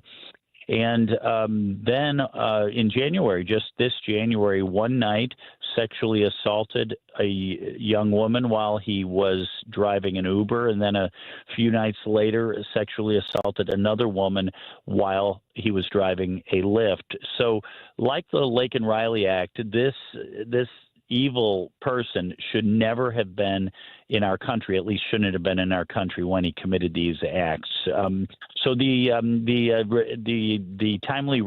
Timely Departure Act would require aliens to post a bond and would then make them ineligible for future visas for a period of time should they overstay their visa. Well, congratulations on getting that done. It's a good piece of legislation that I hope you're able to get over the finish line. I know there's a lot that's going on. I mean, Fox keeps talking about how President Trump is just flooding the zone every day, man. He really is. He really is. And we are not tired of winning, Mike. I don't think anybody ever gets tired of winning, but this guy just keeps opening up the fire hose, and here comes another one. So you're going to be in town or in the district, I guess, for this next week, doing visits there? Yes, that's right. That's right. I'll be spending a lot of time in central Missouri, of course. I believe there's another charity event, and I'm blanking on which one it is, in St. Charles County this Saturday. That is community living event. Yeah, it's community living. So I'll be at the community living gala on Saturday night. So I'll be here. I'll be returning here for something every day. But I know Monday is Jefferson City. I think Wednesday I'll be in Osage County for their Lincoln Days in, I believe it's Owensville this year. So I love doing this. I love getting around the district and talking to people and telling the story of the great things we're doing in Washington, D.C. Well, I will see you tomorrow night because I'm emceeing community living. So I will see you there for that. You always do a great job, Mike. I appreciate that very much. Congressman, we appreciate the time and good luck this week being at home and getting around the districts. Thank you. See you soon. That is Congressman Dr. Bob Onder joining us today. Brand new, first congressman from St. Charles County, which is actually kind of surprising. You would figure with the history of the first Missouri state capital being in St. Charles, somebody would have been there. But Dr. Bob Onder is the first one to do that. Ryan is coming back, going to join us here in just a little bit. Remember that YouTube live chat poll in honor of Valentine's Day. What's your Valentine's plans? I have plans. I don't celebrate. I hate love. So jump on in. We will continue with the Annie Fry Show. It's Mike Kehoe sitting in today for Annie. And no, she's not sick. She's all good. She's just enjoying a little special Valentine's love with the family in the only way the Fry family can do it on 97.1 FM Talk. I was homeward bound, home where my thoughts escaping home. Working with a retirement advisory group is an incredibly smart decision because when you work with Thomas Helbig, Bob, and Tammy Kershaw, you are putting your future retirement or your very near retirement, or maybe the retirement you just got into, in the best hands. You can engage in a worry-free retirement that starts with a free sit-down conversation with the folks at the Retirement Advisory Group. And all you got to do to set that free conversation up is call 314-993-9494. That's 314-993-9494. The Retirement Advisory Group is online at retirementkey.com. That's retirementkey.com. And you can talk to them about where you are, what you've saved, what you're looking to do in retirement. And they are going to tell you all the tips and tricks you need to know to secure your retirement so you don't have to worry or panic about being, in a market downturn or anything, and still be able to benefit from the market up. Reach out to the Retirement Advisory Group at 314-993-9494 or find them online at retirementkey.com. One of the things with running is I want to enjoy the run, but I never made it very far because the arches in my feet just killed me. So when I got to the end of my rope and I said I have to do something to get rid of the pain, and a couple people recommended the Good Feet store to me. I loved how I could go in and get a free personalized arch support fitting. They put that time, that work, that effort into helping you find the right arch supports. And you can walk around the store with these in your shoes and try them out before you purchase them. So after I got my arch supports, the arches on my feet stopped hurting and the pain instantly, literally instantly went away. So if you have pain, go. Find a Good Feet store and go. And there is an answer. Find the simple solution that will get rid of your pain. I'm Rondi, and that's my Good Feet story. See how Good Feet arch supports work for you before you buy with a free fitting and test walk at the Good Feet store.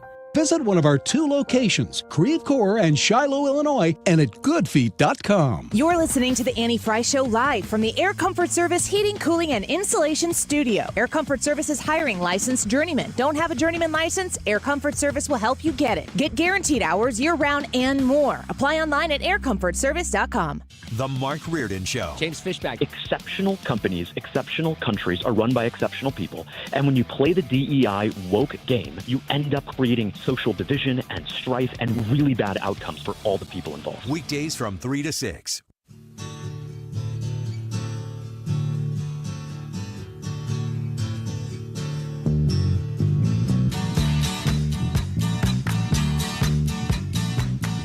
The Annie Fry Show is streaming online. Watch us live on YouTube and subscribe.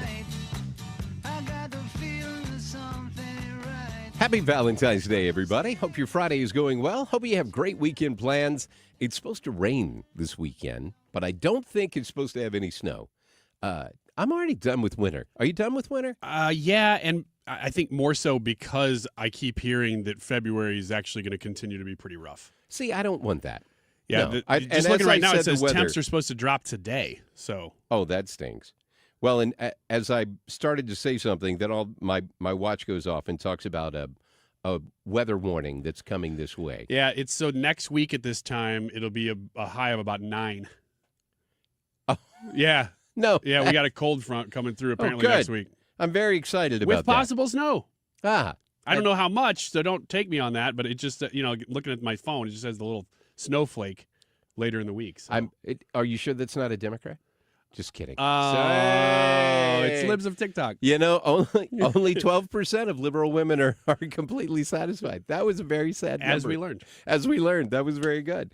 One of the things that I've been surprised about when they started talking about all the nominees that Trump was pushing forward, and in the beginning, like Rubio had a 99-0. He got in with no problem, right? Like day one, Marco's done. Mm-hmm. And you've had the folks, I've noticed the ones, generally speaking, who have served in D.C.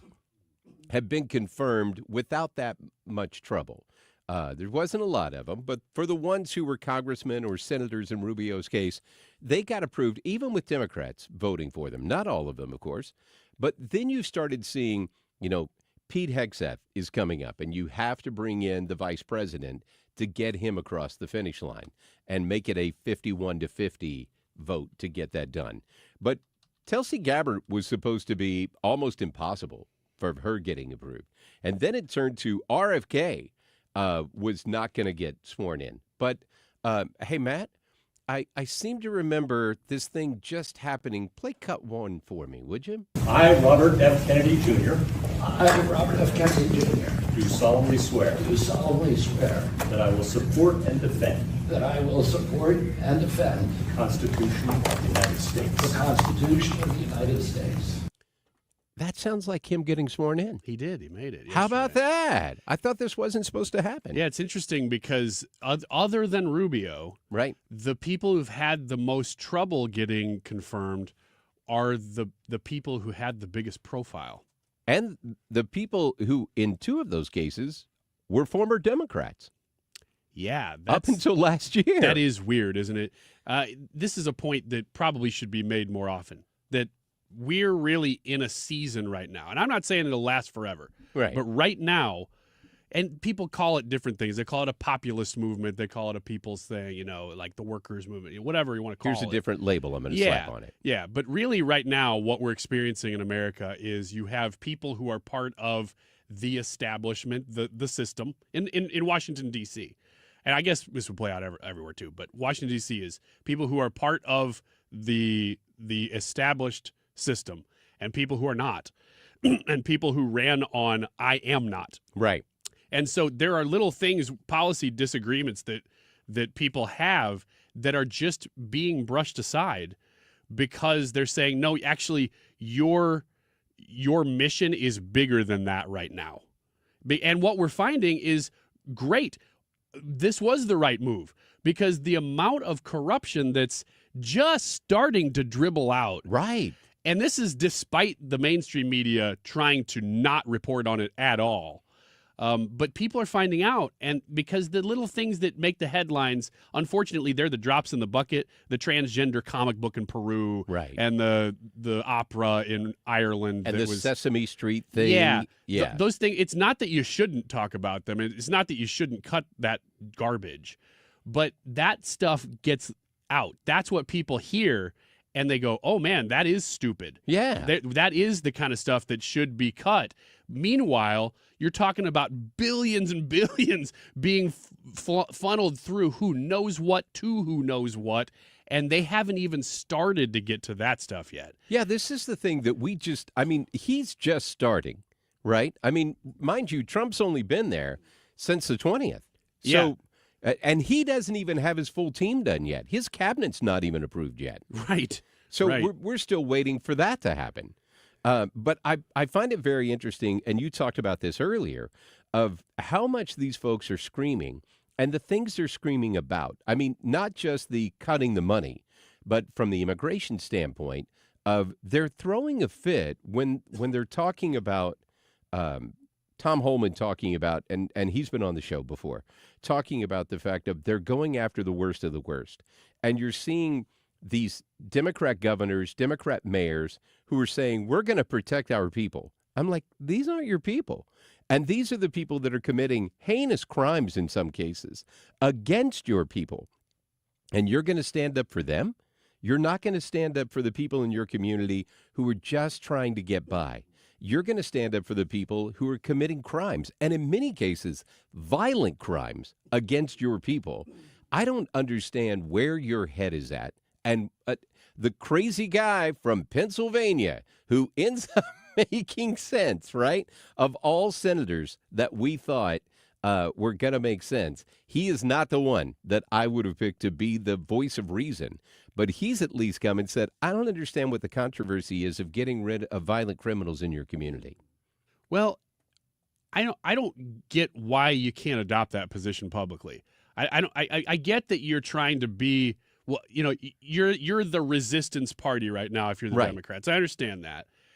But what is your resistance? Because right now the strategy is anything that Trump does, we're just against that. It really doesn't matter what it is or if the position makes any sense or not. And one of the stories that I actually pulled up that we didn't get to was from the Babylon Bee. It actually highlights this. It says, Democrats rush to chug as much seed oil as possible before RFK takes over. Because that's the kind of stuff we're talking about, that they're not really saying, here's what we are, here's what we stand for. They're just saying, we're the party of the resistance. Well, the problem is, if 80% of America, and a lot of these, like talking about 80-20 issues, if Trump is on the 80, with the vast majority of these, especially early. Yeah. Now, once we get into it, it'll probably dwindle. Well, it's going to get harder. It's going to get harder. This is low-hanging fruit at this He's taking point. the easy stuff right now. I mean, you talk about women and men and women's sports, that's an 80-20 issue easy, probably more. Yeah. And so when you take those positions and you say, no, we're the resistance to that, you're saying we're going to stand up for something that the vast majority of America is against. So it's a losing position from the onset. I don't get it. Like, I don't understand. What's your end game? It's the old Stephen Covey, right? Begin with the end in mind. So if you begin with the end in mind and you're the Democrat Party, where are you trying to end? Because if you're just screaming Orange Man bad, which has been, the stuff in the first 4 years of Trump, and that's what they did, they're going back to that playbook and they're trying to pull out what worked for them before, but it's not working now because he's doing it differently. And I love the fact they talked about how transparent that they're going to be. And they've stood up to that. I mean, doing the press conference the other day from the Oval Office, Will Sharf was in there again, man. Your boy is Man, we is see on him camera. more now when he's in Washington than we did when he was here. I'm like, you were running for Attorney General, and I didn't see you that much. And now I see you on TV almost every day. And just for the record, he's not trying to be on he just happens to be right there in the Oval Office every time. He is in the middle of everything. Yeah. Like, he is making it happen. But you had him and Elon and Trump in the Oval Office the other day. And to your point, the press is trying not to cover it, but they can't not cover it because he's being so transparent about everything. And he's saying, look, here's where we are. And Elon did something that politicians don't do. Elon said, we're going to make some mistakes, but we're going to fix them as soon as we can. But when you're working on something this big, I mean, the old expression that you can't really use these days is you're going to break some eggs, right? But that costs too much nowadays. That's right. It's too expensive. I saw a meme the other day that said, back in my day, we were so wealthy, we used to throw eggs and toilet paper. At the houses of our enemies. Yeah. Exactly. Yeah. It's like, hey, look at that. But it's just interesting to see they bring this in and they're saying, look, this is what we're going to do. And we are this transparent with it. So if you want to tear us apart, and Elon, when they started talking about all the government contracts that he had, he said, I know you're coming after me. I know you're going to come after everything that I have. So I'm going to lay it all out there, the good, bad, and the ugly, and let you just go through it. So pick through everything that you want, but I'm going to lay it all out there and be completely transparent. And that's what he said that he was going to do. He's living up to it. What do you think about the courts pushing back on the legality of DOGE?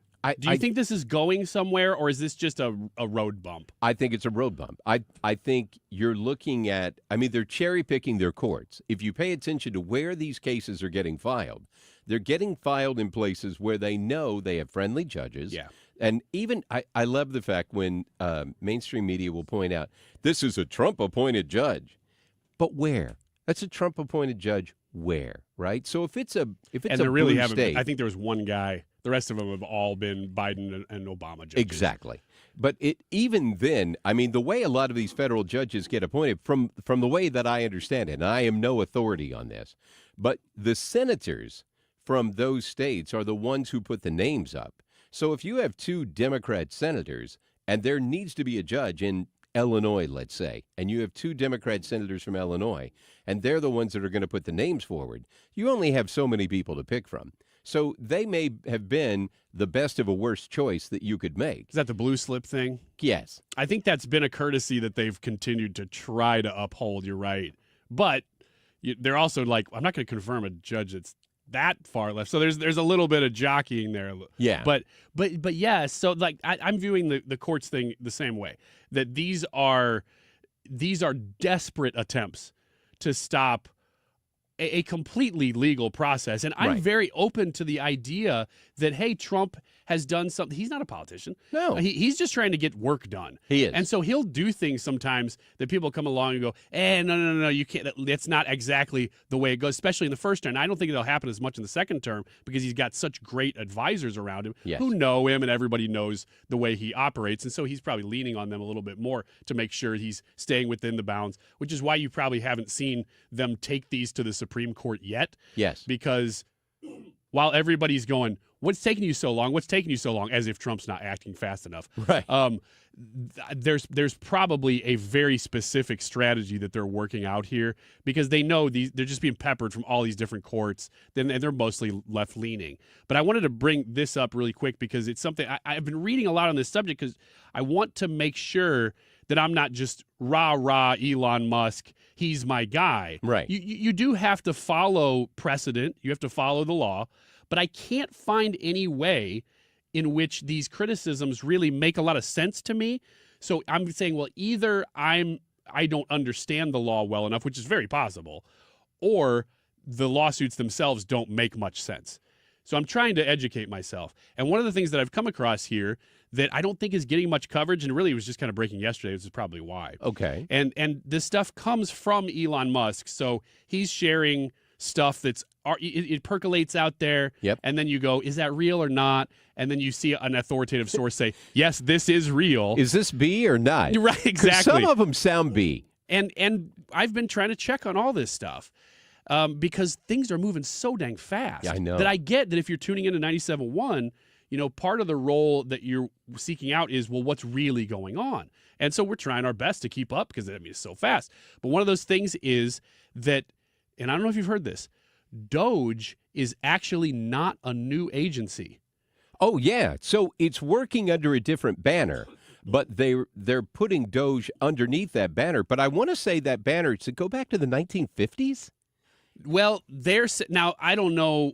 So there's different forms of DOGE. Right now, there's a DOGE subcommittee in the Senate and a DOGE subcommittee in the House. But I mean the department, the banner that DOGE is working under, I think that has been around, I want to say, since 57. Well, these people say, and this is what Musk is saying, that it actually was created by Obama. Oh, okay. Maybe different. Now, maybe there's so many agencies right now. The 57 one sounds to me like it was a Kennedy thing. Maybe that's USAID. I don't remember. There was a thing that happened because I just heard, I know I said Fox a lot, but I tend to watch Fox a lot. Go figure, right? Conservative guy who watches Fox. Never heard of that before.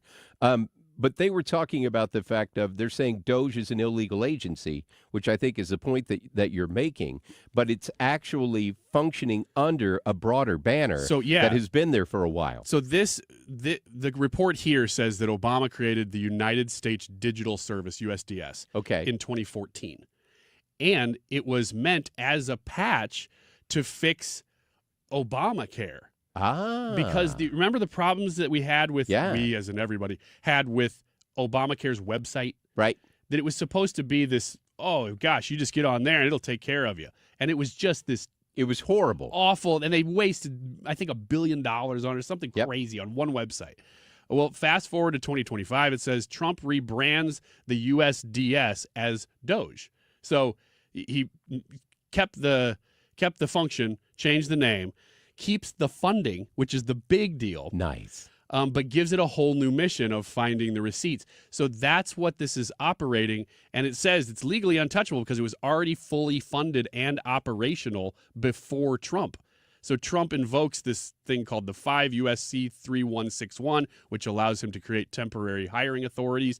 DOGE team gets embedded inside basically every federal agency through USDS.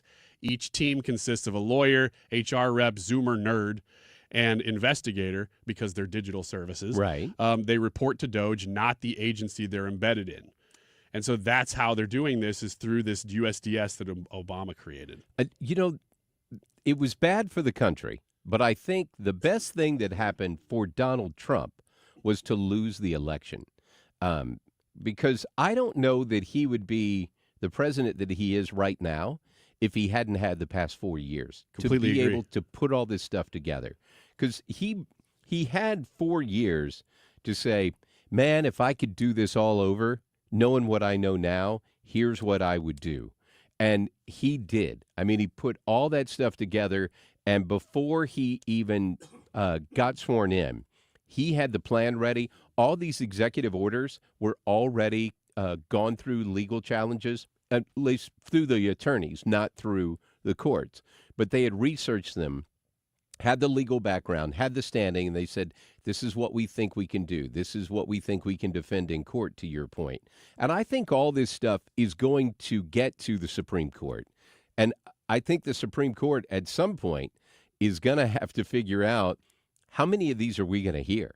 Or are we going to cherry pick the ones that are going to set the overall precedent and make a lot of this other stuff go away? Yeah. I mean, they're going to have to do that because the Democrats are filing so many lawsuits that they're not going to be able to take care of all of those because the Democrats are trying to go the other way and they're flooding the zone with all their lawsuits. But I think your point that you're making with Trump's team being smart enough to say, hey, here's a group that's already there.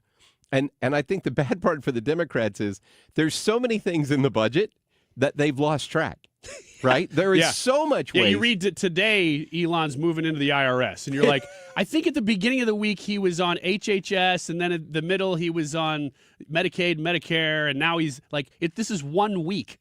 Yeah. This is all happening within. Hey, I want to talk about RFK Jr., so let's take a break here for a second. Let's come back and talk about that because watching what the Democrats have been saying, especially yesterday and today, the fear-mongering that is going on in America right now is something that just takes it to a whole new level. So we'll talk about that in a little bit. Mike Elam, Ryan, Matt, we are all here filling in for Annie today on the Annie Fry Show. Brad took the day off too, but we are hitting it out of the park. At least that's what I'm telling Annie when we talk about it. Mike Elam on 97.1 FM Talk. I'll get down the stairs. Clowns to the left of me, jokers to the right. Here I am, stuck in. Taxes was not knowing your full financial picture.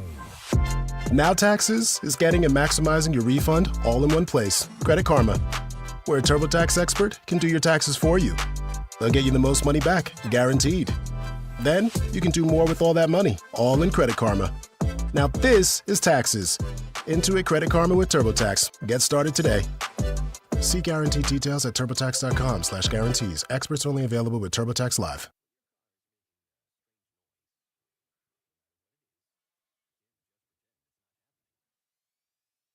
That's an interesting sound.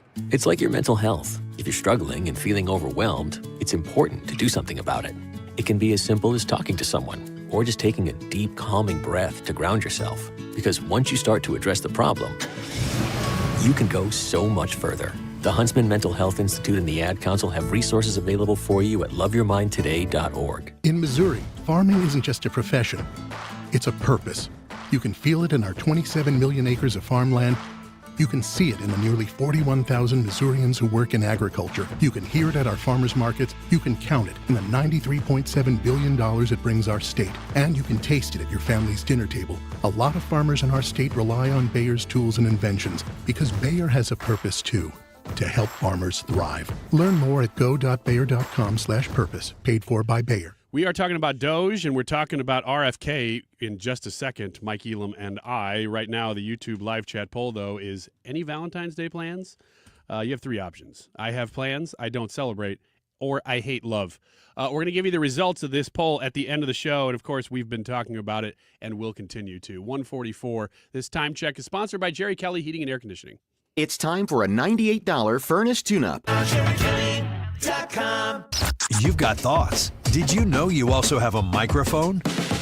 Listen to 97.1 on the Odyssey app and click the microphone to leave a voice message. Whatever's on your mind, let us know by clicking the microphone in the Odyssey app.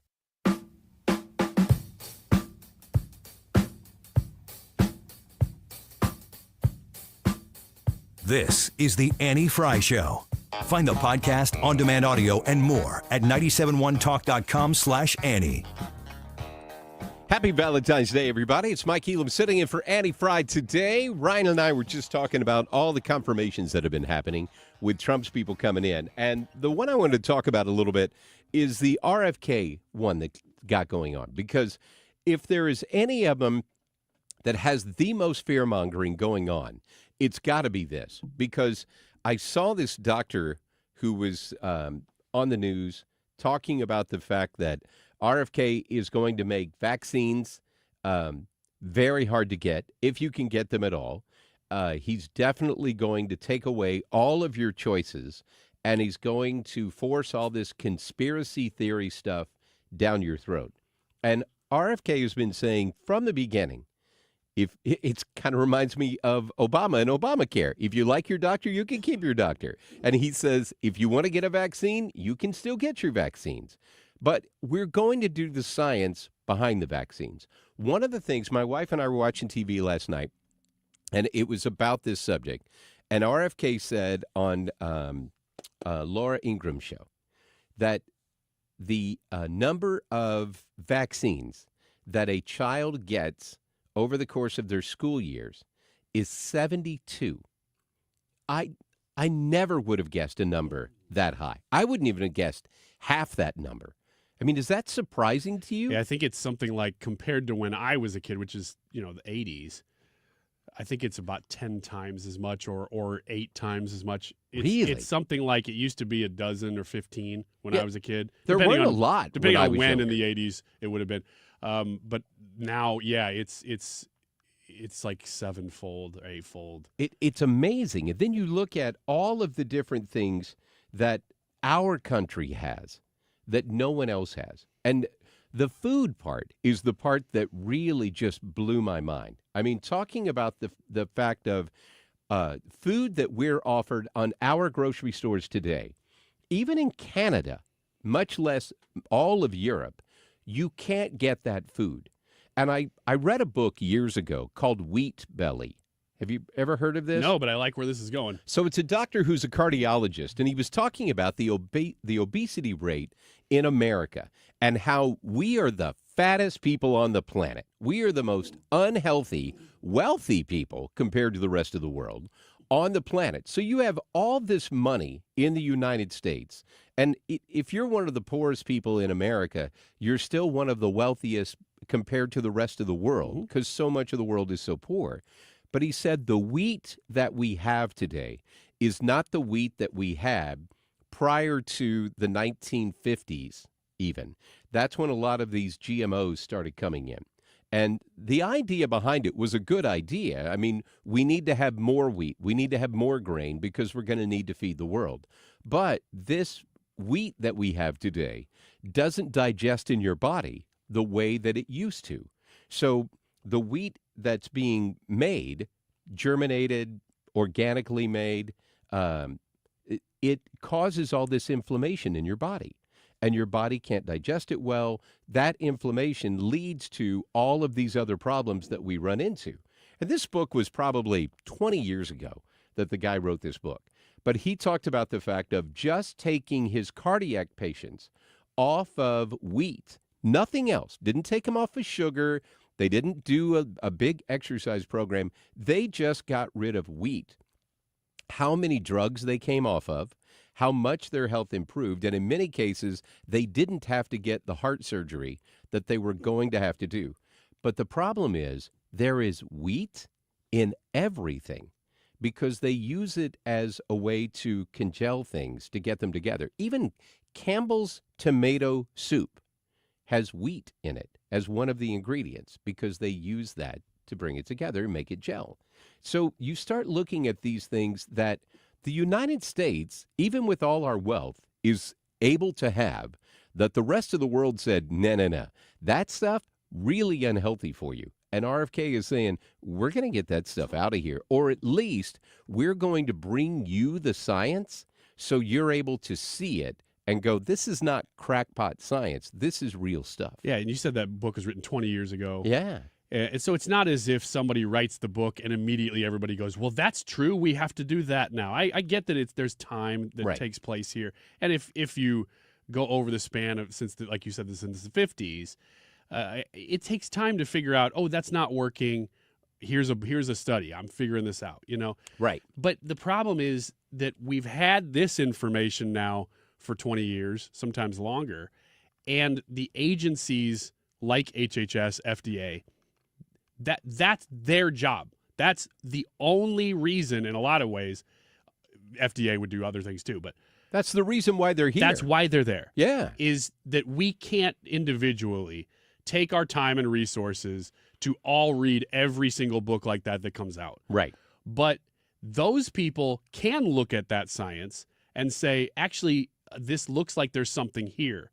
But there's been such buddies with the revolving door with the companies that make these things that it's gotten way out of whack that we shouldn't be having to be so drastic right now. This should have been something these agencies were doing the whole time. And I'm generally not a big conspiracy theory guy. I mean, I maybe it's because I don't want it to be true, but I'm generally not that guy. But in a lot of, when it comes to the food stuff especially, I'm kind of there. I really am. Because, I mean, RFK is talking about we're going to get rid of these artificial dyes that go into our food. No one else in the world allows the food companies to put that into their food. It's a red flag right there. Yeah. I mean, and red dye is one of the things that they talk about. Just the inflammation that gets into your body that causes all these problems. And having grandchildren now, I can tell you one thing. When you have grandkids, it changes your perspective on life. It really does. I mean, having kids, I was so busy with having kids. But once you have grandkids, you start looking at legacy, better world. What are we leaving behind for them? Like, I've got time to care about things that I was too busy in the world of trying to raise a family. You start looking at these type things and you go, man, what are we doing? What are we leaving behind? And now you're seeing all of these cases of so many of our kids are on medication. They're on spectrums. Like, we didn't talk about being on the spectrum when I was a kid. All boys, like, we didn't have ADHD. That wasn't a thing when I was a kid. Mike's just a strong-willed boy. That's what it is. He can't shut up. So that works out well for him being on the radio later. But as a kid, the whole thing was, yeah, he's just a strong-willed boy. He's got a lot of energy. Now, we would call me ADHD, and they would have medicated me, right? So you learned over the years to self-medicate because if you are ADHD, a lot of caffeine, which is what they give you in pills now, a lot of caffeine calmed you down. And you learned how to focus, which you couldn't do without that. So you learned those type things. But now all of our kids are on medication or they're on a spectrum or they've got a special class that they have to do. And it's like, where did this come from? Why all of a sudden do we have all of these issues that are going on, and where is it coming from? And I kind of thought RFK was a bit of a crackpot when he first came on the scene, to be honest with you. I didn't really give him a lot of credence. And I have to give my wife credit for really going, you should listen to some of the stuff he's saying. Like, go look at this. I know where you're coming from, but look at this, read this, listen to this. And I'm starting to think, he's right. Man, that's the beauty of the time we live in. Yeah, information abounds. Information, and these people, they can speak directly to you. Yeah. And we couldn't have done this. Well, unfortunately, we couldn't have done this 5 years ago because all the social media was controlled by people who were squashing anybody who was saying anything like this. And remember, that was a conspiracy. That really wasn't happening. Up until the election happened, and then they went, no, it was happening. FBI was telling us don't do that and block those people. Yeah, exactly. So it's great. There's so many things, and we said this yesterday, that, and you actually said this today, that it's probably better that Trump did lose. Yeah. Or at least it turned out better that he's in there now instead of for the last 4 years, because they kind of let the inmates run the asylum. They did. And see what it's like, and then see how deep it goes and see what you can get away with for 4 years. And then we're going to come in and really clean it up. Well, it's really crazy for the fact that, I mean, it's bad for the country. So don't hear what I'm not saying, right? It's bad for America that Trump lost because we had to go through the last 4 years of Biden. And that may have really entrenched some people in places that it's going to be hard to dig them out, right? But I think it was great for Trump because now he's able to come back. And just the stuff he's done in a month, you're like, really? That's insane that we could get that much done that quickly. But I love where he's going. I love how I know they keep using the term, and I keep using their term, flood the zone. But it's funny. I think he throws some stuff out there just to play with them. Oh, I do too. And go, hey, pay attention to this. And while you're paying attention to that, and the Democrats are freaking out and trying to berate some security guard in front of the Department of Education who's just like, you have no business here. You're not coming in. While they're berating him, here are all these other things that are going on, and they're getting passed. I think that every time I hear the phrase Gulf of America, I do too. I'm like, that is just a shiny thing that's meant to draw attention. Look over here at Gulf of America. Doesn't that make you mad? And I got to tell you, at some point, I think Trump's going, did we really get away with that? I think we did. I think they bought it. Like, that's crazy. Hey, we are going to talk to the governor of the state of Missouri. Mike Kehoe is going to join us on the other side. Got to attend his State of the State a couple of weeks ago. He has laid out a very ambitious plan for the state of Missouri. So we're going to check in with him and see how it's going so far. It's Mike Kehoe sitting in for Addie Fry today. St. Louis is home for Conservative Talk, 97.1 FM Talk.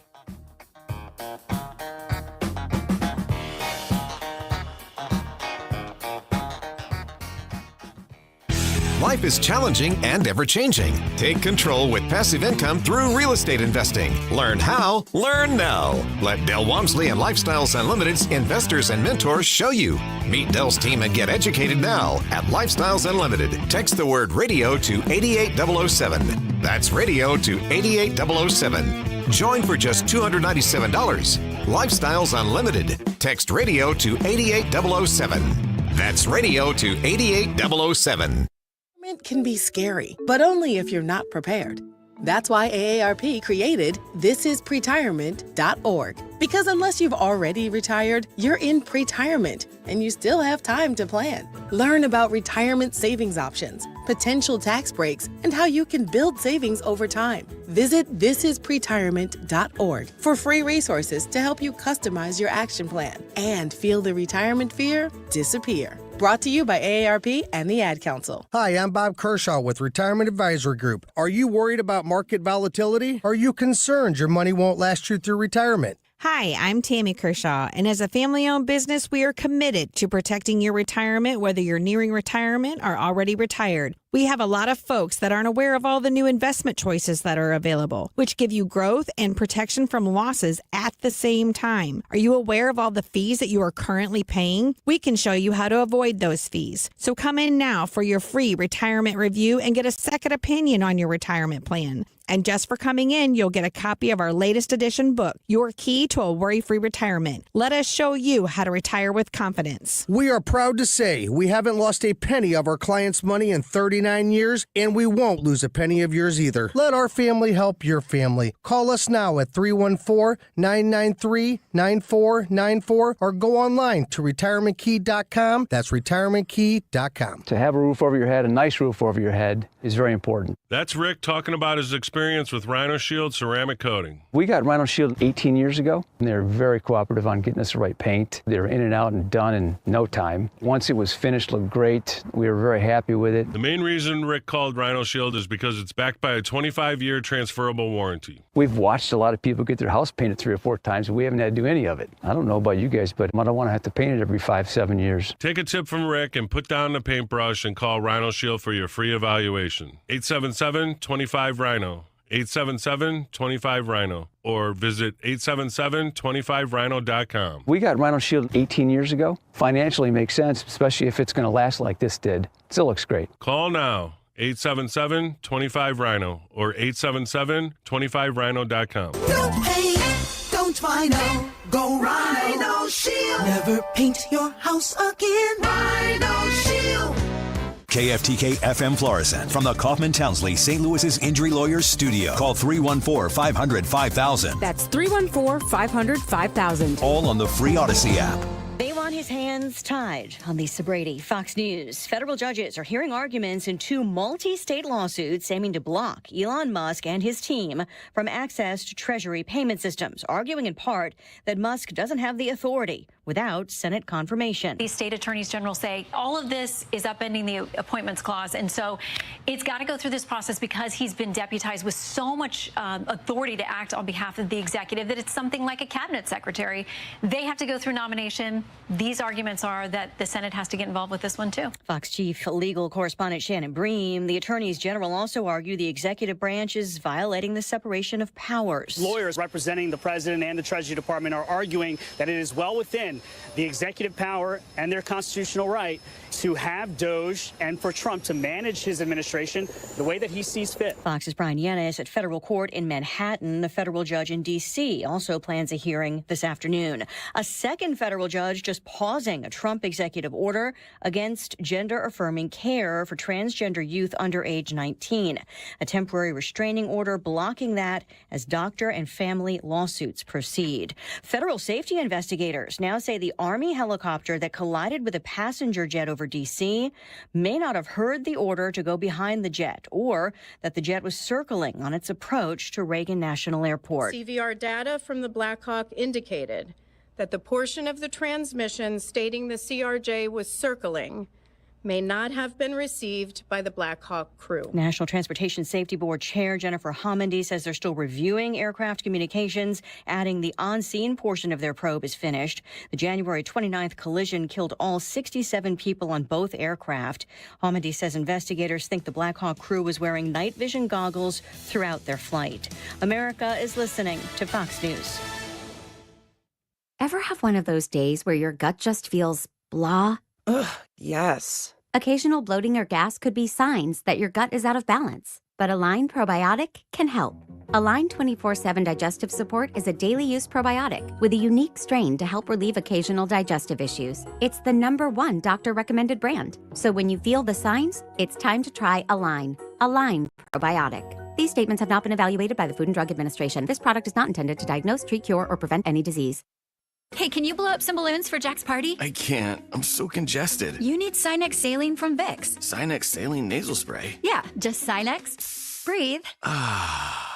Sinex Saline instantly clears everyday congestion associated with colds and year-round allergies with a gentle, ultra-fine mist that's no mess and easy to control. Daddy, we need more balloons. On it. Enjoy life's important moments without congestion. Try Sinex Saline from Vicks. Just Sinex. Breathe.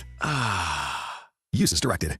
Air Comfort Service, heating, cooling, and insulation. Weather. Clouds taking control as our next system is on the way. It's windy and 38 this afternoon. Rain developing after midnight tonight. 35 for the low. Saturday, periods of rain. 45 Saturday night. Rain in the evening. A couple of hours of a mix of rain and big old sloppy wet snowflakes. Less than an inch accumulation. 20, though, for the low. Sunday, partly sunny and just plain cold. 21. This is 97.1 FM Talk. Chief Meteorologist Dave Murray. Could you make $500,000 in retirement savings feel like $1 million? Or $1 million feel like $2 million? The key is having a comprehensive financial plan for taxes, Social Security, inflation, healthcare, income, and more. Discover how you could make money go a lot further in retirement in a 3-hour adult education class, Retirement Planning 101. Guys, it's Dave Glover from KMOX. This one-night class is taught by a fiduciary advisor from Financial and Tax Architects with decades of financial planning experience. They're held at colleges and libraries throughout St. Louis. There's no cost. Just bring 3 canned goods for the St. Louis Crisis Nursery. If you've saved $300,000 or more for retirement, register by calling 314-350-8110. 314-350-8110. If, like me, you haven't quite had the pedal to the metal the way you should, or if you've had the pedal to the metal the entire time, either way, give us a call. We can help you out. We'll take you wherever you are. 314-350-8110. 314-350-8110 for Financial and Tax Architects. You've been listening to the very popular Wellness One for many years, Saturdays and Sundays on 97.1 FM Talk. We're happy to share that we've expanded the show to 4 times a week. Yes, 4 times every weekend. Saturday at 10 a.m., Saturday at 8 p.m., Sunday at 9 a.m., and Sunday at 2 p.m. It's the same great show designed to cut through the nonsense and provide you a common sense, science-based strategy for a healthy life. So join TJ and Aaron for Wellness One.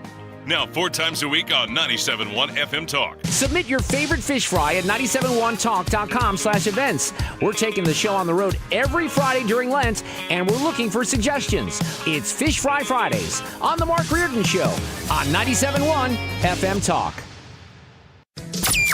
That is exactly what I needed to hear. They got someone here knows what they're talking about. Left up, left right, gotta love this American ride. Hey, you need to take some time to get the full picture. Come on, turn the radio on. It's Saturday and I won't be long. Don't get me wrong, I love the ladies. I mean, they rev my engine, but they don't belong in the newsroom. It is Anchor Man, not Anchor Lady. What do you want from me? I'm not America's sweetheart. Goodness sake, kid, keep your voice down. Your father's listening to the radio. I'm not America's sweetheart. This is the Annie Fry Show. I forget on Fridays at 2 o'clock. That's the intro that comes back. And I'm like, what the? Okay, that's Ryan. All right, so we get that. Hey, it's the Annie Fry Show on Valentine's Day. My name is Mike Kehoe. Joining us on the phone is the governor of the great state of Missouri, Mike Kehoe. Governor, how are you, sir? Mike, I'm doing great. How are you this afternoon? Happy Valentine's Day. Happy Valentine's Day to you and Claudia. I'm sure you guys have big plans for tonight. Well, we're working today at the Capitol. She keeps asking me, are we doing anything? We're actually, now, Mike, tell me how romantic this is. It's actually a pretty cool deal. The Governor's Student Leadership Forum is in town this weekend, and it's college students from multiple universities all across the state. It's a faith-based kind of organization that works with kids that might be interested in public service someday. They bring them together once a year for a weekend here in Jefferson City just to talk about faith and values and ethics and all those kind of things that you would want to consider as you possibly look at public life. So Claudia and I are going to spend Valentine's night with 90 students from multiple colleges and university in the Governor's Student Leadership Forum. So does that sound romantic? I don't know that it ranks as romantic, but it's interesting. And it's something that I'm sure they're going to appreciate for the rest of their life, is being able to spend time with you and doing that. It's a great group of kids. After 36 years of marriage, you know, it's not that we obviously love each other, but we don't have to go celebrate to prove it. How's that? Hey, I would say after the last 2 years, if she's still with you, you're good to go, man. If she's gone through that, I think you're good. That's legit right there. What you just said is right. Hey, I'm sorry that we weren't doing this interview yesterday because you were literally a block away from our studio, opening up your brand new office here in St. Louis.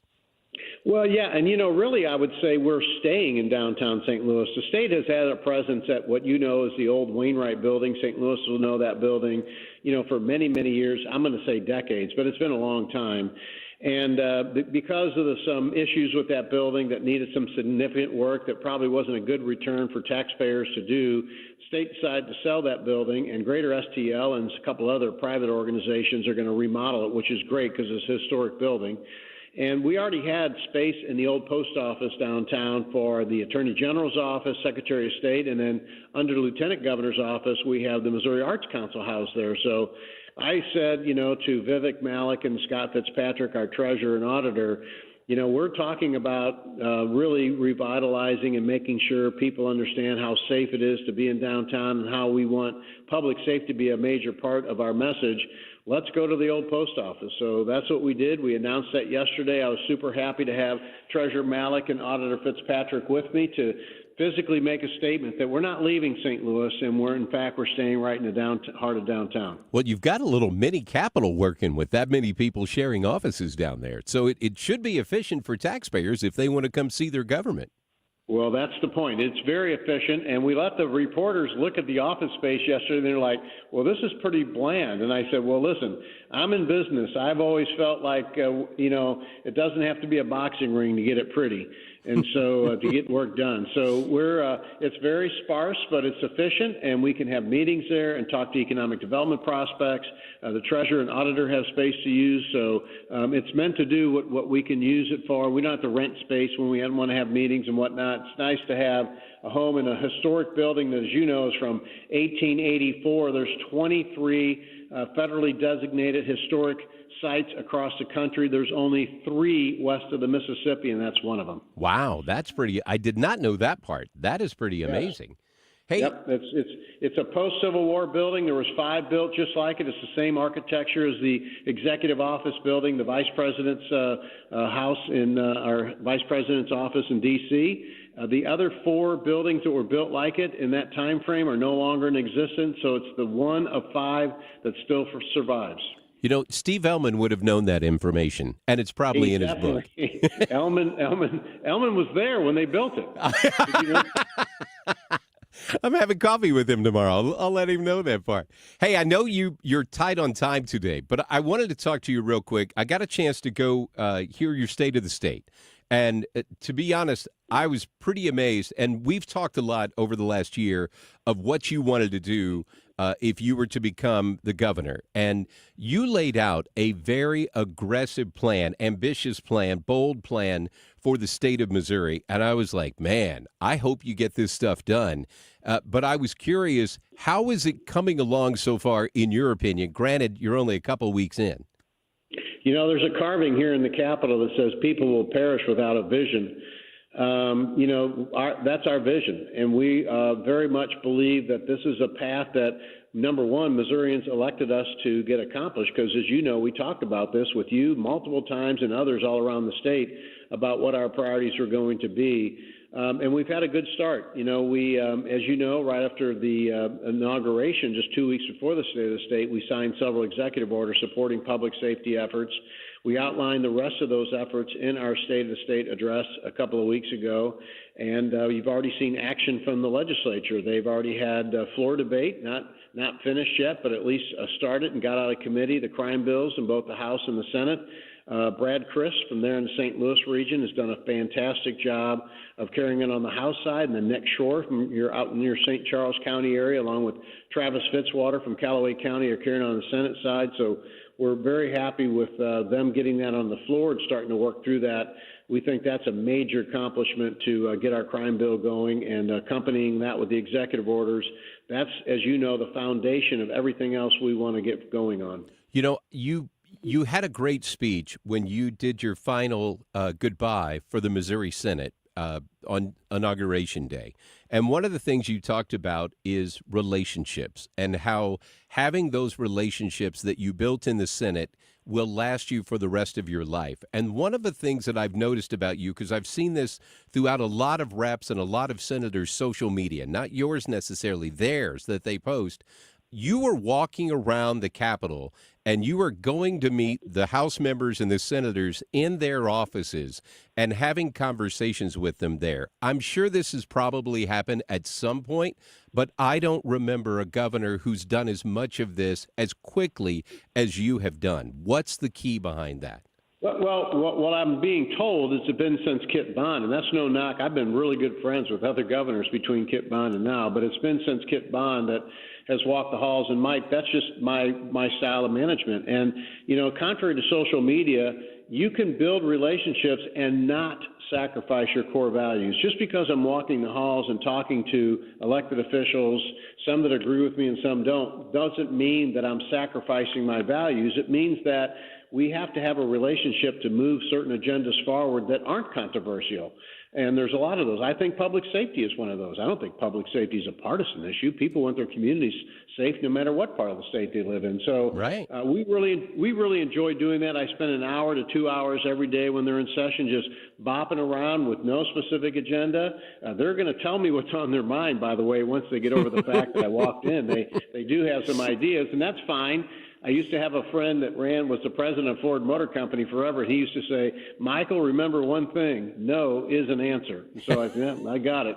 So sometimes it's not always the answer they want to hear, but at least we work on developing those relationships. You know, I think as you develop those relationships, it's going to get you the vision that you want. The thing that everybody always talked about when you were running is you've been that guy who's willing to have the conversations and have the relationships and listen to what people want to say. Listening, I think, is key. And I applaud you on the things that you're doing around the Capitol. I don't know that I applaud you on having 90 high school and college-age students on Valentine's Day with your wife, but I appreciate your commitment to the youth of getting that. The secret to making that commitment is don't tell Claudia until the cup of coffee this morning when she says, hey, what are we doing for Valentine's Day? I said, well, honey, we're going to be with the Student Leadership Forum. It's a great faith-based organization, and so no, we're in all seriousness, Claudia, and you've met her, and you're like everybody else. Most people like her more than me. She very much is involved in what the future looks like. Not only do we have 4 children, but as you know, in just a month, we're going to have our first grandchild, or my daughter's going to. Congrats. And so when we talk to these young groups, it's for more than one reason.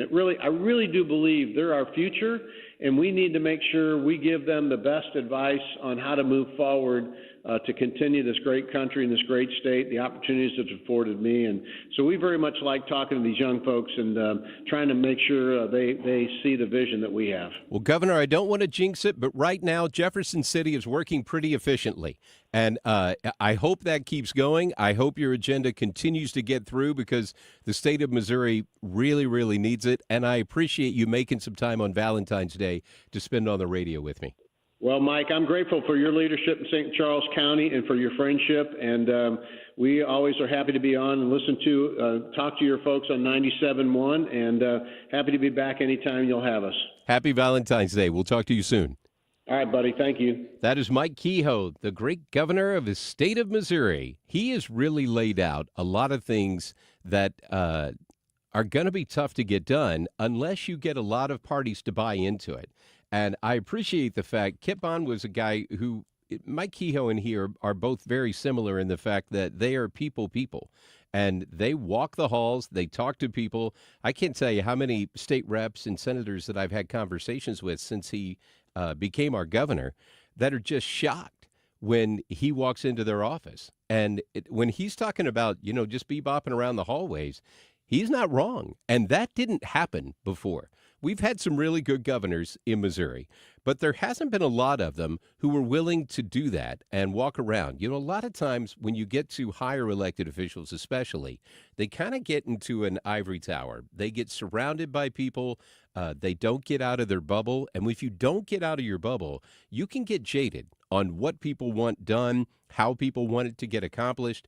But when you walk into somebody's office and you sit down across the desk from them and you have a conversation, and it's not your domain, it's their domain, they feel a lot more comfortable in telling you the way it really is. And one of the best things we can do with all of our elected leaders at every level is make sure that they're getting the true story. They really are understanding how things are on the ground. So I'm very optimistic of how things are going to be for the state of Missouri, how things are starting already. Ryan and I were talking about it earlier. The House is running really smoothly. That's not big news because the House gets a lot of stuff done quickly just because of the way that they are. But the Senate this year is probably working more efficiently than it has in 4 or 5 years. And that's saying something. They're getting bills done. The Republicans aren't fighting with each other this year. They're working together. They're debating on stuff, and that's fine. You should debate. You should have vigorous debate. And if you disagree, you should let people know you disagree. But they're doing it in a way that is productive. They're having conversations. They're working together. They're getting things done. And for the state of Missouri, that's huge. As long as they can continue to do that, having the governor work with the House, work with the Senate to all execute a shared vision is something that's going to be great for the state of Missouri. And they're on a lot of similar pages for where President Trump is. And right now, you've got the House and the Senate and the presidency all working well. Will this continue? Probably not. I mean, let's be honest. It's politics. But at some point, the train's going to run off the track. But I'm just praying that we can keep this train on the track for as long as we possibly can, because the more they can continue to do this, the more they can continue to work together, the more we're going to be able to get accomplished. And God willing, the better off the United States of America is going to be, and the better off that the state of Missouri is going to be. My name is Mike Elam, sitting in for Annie Fry. I hope your Valentine's Day is starting well. Hope you got to go home early today. But if you didn't, hope you've got big plans for either tonight or later on this weekend. I'm one of those. I'm that guy, right? So here's confession to just the two of us as we're talking. I didn't get my reservations in for the places that my wife really wanted to go to dinner. I know. So I'm struggling. And I'm hoping that I can get into a restaurant later on tonight, and we're going to be able to do that. Which brings up, what's your Valentine's Day plans? That's our YouTube live chat poll. I have plans. I don't celebrate. I hate love. I just had to throw that in there to be that guy. It's Mike Elam sitting in for Andy Fry today on St. Louis's home for conservative talk, 97.1 FM Talk. Matt Polly on the other side. Goodbye from romance, that might have been. I was having a lot of sinus infections. My sinuses were clogged, pressure, headaches. Linda suffered for years with chronic sinus infections. You don't feel like doing anything. When you feel like your head is completely clogged, all you want to do is just lay down and sleep. And the pressure, it's just not fun, always walking around with a headache. Now, her issues are gone. How? A minimally invasive procedure done in the office of St. Louis Sinus Centers called balloon sinuplasty. I really did not know what it was like to feel like you're really breathing and not being so clogged up. I would do it again in a heartbeat, and I would definitely recommend it for someone else. Do you suffer with chronic sinus infections, facial pain, pressure, congestion? Find out if balloon sinuplasty is the solution for you. Set an appointment today with St. Louis Sinus Centers. Call 314-230-9333. 314-230-9333. That's 314-230-9333. Listening tip for you. If you miss Fox Across America or any of your other Fox News favorites, do not worry. I got you covered. You can stream previously aired shows with Rewind, available exclusively on the free Odyssey app. So if you're busy work days, it doesn't mean you have to miss out on the news. Listen to your Fox shows on your time with Odyssey. To get started, just download the free Odyssey app and search for Fox News Radio. That's Odyssey, A-U-D-A-C-Y. I'm spelling it out in case you're a little slow like me. Hi, I'm Tom Connors. Went to Mark Patrick's hypnosis seminar February 6, 2019. Nothing worked before. Left there and never smoked again. Amazing. Easy, affordable, and guaranteed. A year later, with my wife Michelle, attended Mark Patrick's weight loss seminar. She lost 18 pounds and I lost 43 in 8 weeks. It's true. He smoked 2 packs a day and nothing worked until Mark Patrick Hypnosis. Now we're losing weight together, eating healthy, full on half the food, crazy, enjoying exercising. Who would have believed Mark Patrick Hypnosis really works? It's amazing. I can breathe again, my blood pressure went down, and I've got so much energy. So much energy. And look great. Join Mark Patrick Seminar's early bird special, only $49.99. Hypnosis designed to destroy unwanted cravings. That's right. Seminar Sunday, March 16th, Aviator Hotel and Suites, South I-55 in St. Louis. Weight loss seminar, 11 a.m. Stop smoking seminar, 2 p.m. Or Monday, March 17th. 4 Points by Sheraton, St. Louis, Fairview Heights, Fairview Heights. Weight loss seminar, 5:30 p.m. Stop smoking seminar, 8 p.m. Register at markpatrickseminars.com. If better health, more energy, and detoxing your body are some of your priorities this year, get Active Liver today and start the year off knowing you're giving your liver some well-deserved relief. You can find Active Liver in stores at your local CVS or online at Amazon or NewNordicUSA.com. Taxes was not knowing your full financial picture. Now Taxes is getting and maximizing your refund all in one place. Credit Karma, where a TurboTax expert can do your taxes for you. They'll get you the most money back, guaranteed. Then you can do more with all that money, all in Credit Karma. Now this is taxes. Intuit Credit Karma with TurboTax. Get started today. See guaranteed details at TurboTax.com/guarantees. Experts only available with TurboTax Live. You're listening to the Annie Fry Show live from the Air Comfort Service Heating, Cooling, and Insulation Studio. Prices are going up in 2025 on HVAC equipment. Save now with 2024 pricing on a new system today. For details, visit aircomfortservice.com/new. If you use a smart speaker, you can listen to 97.1 easier than ever. Just tell it to play 97.1 FM Talk. Or download the Odyssey app for your phone and stream the station whenever, wherever. Strumming my pain with his fingers, singing my life with his words, killing me softly with his song, killing me softly with his song. The Annie Fry Show is streaming online. Watch us live on YouTube and subscribe.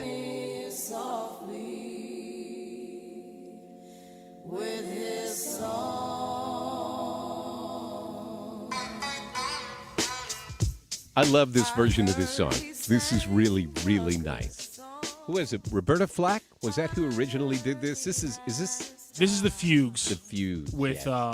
Lauryn Hill. Yes. But yes, I believe you're correct about the original. I do like this song, though. Hey, it's Mike Elam. Happy Valentine's Day. Hope yours is going well. Happy Friday. Getting ready for the weekend. I'm still sick of winter, but, you know, that's how it is. So we'll see how things go. Wanted to talk a little sports. My friend Matt Pauly's on the line. Matt, how are you, sir?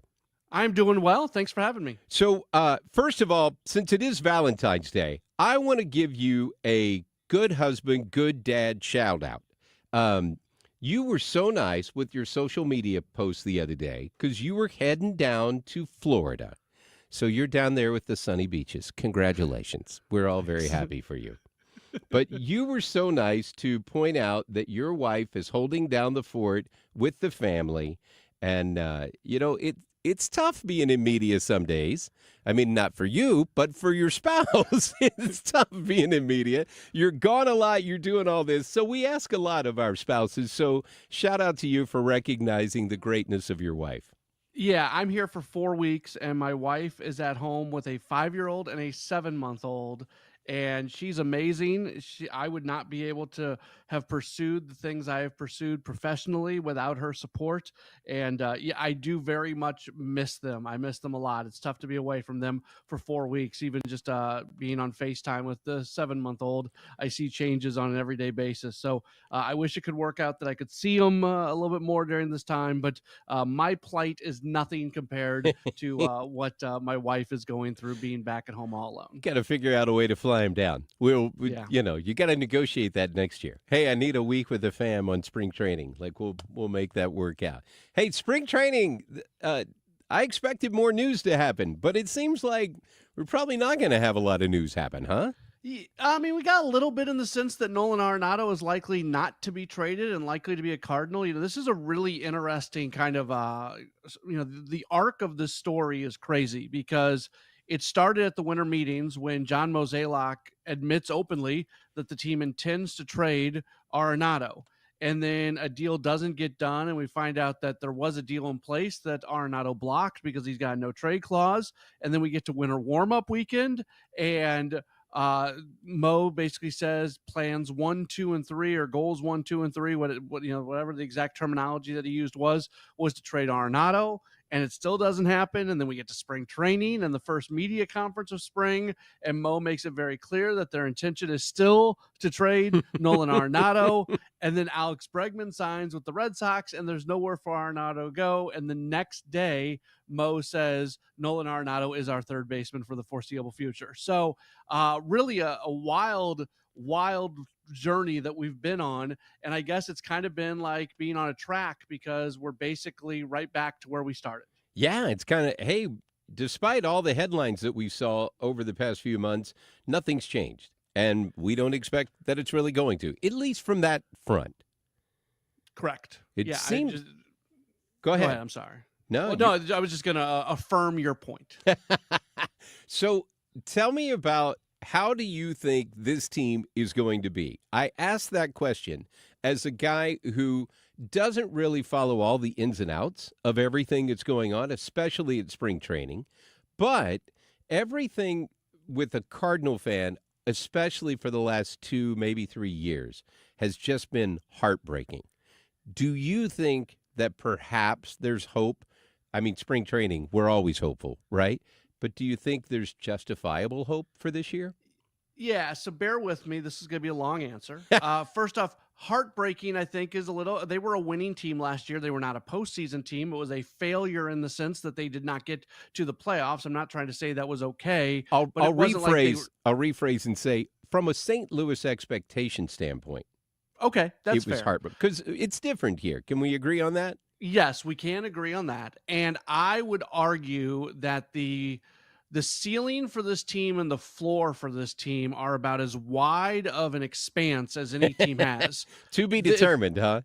If nothing goes right, if the offense does not come around, if they look the way they looked last year from an offensive standpoint, if the relief pitching takes a step back after being so good last year, you're talking about a team that's got a win total in the low 70s, which is terrible. However, if the bullpen, which is largely the same without Andrew Kittredge and also with some young guys ready to step into some big roles, if they replicate what they did last year, if some of these young hitters who the Cardinals really believe that they can get on track, like Nolan Gorman and Jordan Walker, if those guys take steps forward and are middle of the order run producers, if the rotation does just honestly what it should do, really with the top three guys with Gray, Fetty, and Palante, if those guys are all pitching at a high level, then I could see this team winning 87, 88, 89 games and being a playoff team. So it is a really, really wide range of what the results could be this year. Well, at the end of the day, it really comes down to the fact of how is your division, right? Because you don't have to be the best in the National League or the best in the majors. You just have to be the best in the Central to be able to get to postseason. So if you look at it from that window, do you feel better about things? Yeah, and also, they expanded the playoffs a few years ago, so you don't even need to be best in the Central. You can they've got so many playoff teams now. You can get in with a record that is just barely above 500. In fact, there is going to be a point in time where you've got a 500 club right there in playoff position when things are kind of wacky and you've got some top heaviness going on. That's how many playoff clubs you have right now. So well, it works for the NFL and the NHL, so why not the MLB? Yeah, I think the only difference is historically baseball hasn't had that many playoff spots, and winning the division was always a really, really big deal. And even just going to the single wild card when it was 4 teams from each league. So that's the difference from a historical nature. But Rob Manfred's a smart business guy, and he realizes that they make most of their national TV money on their playoff package. So if you have more playoff teams, you have more playoff games, and you have more playoff games, you have more money, and none of the owners are going to complain about that. So that gives us hope to where we may be able to what you're talking about, actually get there.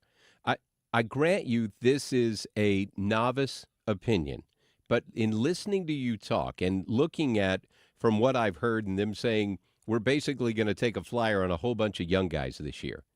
It feels a little Moneyball-ish to me. Like, can I get rid of those big salaries? Can I get rid of these older players?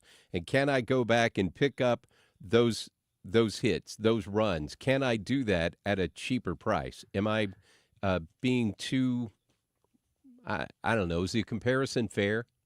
I think it's more about, because the Moneyball thing is about going and getting veterans at a low price and trying to find some things that they do that can help you win that's not valued across the game. What's going on here is, guys have a lot of time where they're cost controlled before they start making big money as free agents. When you come up as a minor league player, you've got a few years where you have zero control over how much money you're going to make. And then you have a few years of arbitration where you're going to get some raises, but you're still not going to get paid market value. That's what we're talking about with young guys like Gorman and Walker. These are young guys who are cost controlled, and the expectation is that they perform well. Now, every team has young guys that are cost controlled. The way you win at a high level is by developing high-end talent. And if they do it early on in their careers, you're not going to be paying that much for it. And I like to remind folks, because a lot of people are very negative on Walker and very, very negative on Gorman. It wasn't long ago that these guys were considered 2 of the top prospects in baseball. They weren't considered 2 of the top prospects in baseball by the St. Louis Cardinals. They were, but more importantly, it's the third-party publications. It's the Baseball Americas. It's the MLB Pipeline. Those are the people out there that are saying these guys are kind of can't miss talent. The Cardinals have not done their job in developing them all the way, and that's what they're trying to do now. But there is legit reasons to believe that guys like that have a lot more in the tank that they have yet to show. Hey, Matt, Ethan Hannaford here. My concern, I think, when it comes to this team is it feels like I don't know if John Mozeliak's necessarily had to walk it back. As you mentioned, some young guys are still going to get opportunities, but because of some of these guys, to be quite frank, not getting shipped away as we initially thought they would. Nolan Arenado's the biggest one. We know very early in the offseason it was made clear that Sonny Gray, Wilson Contreras did not want to be traded.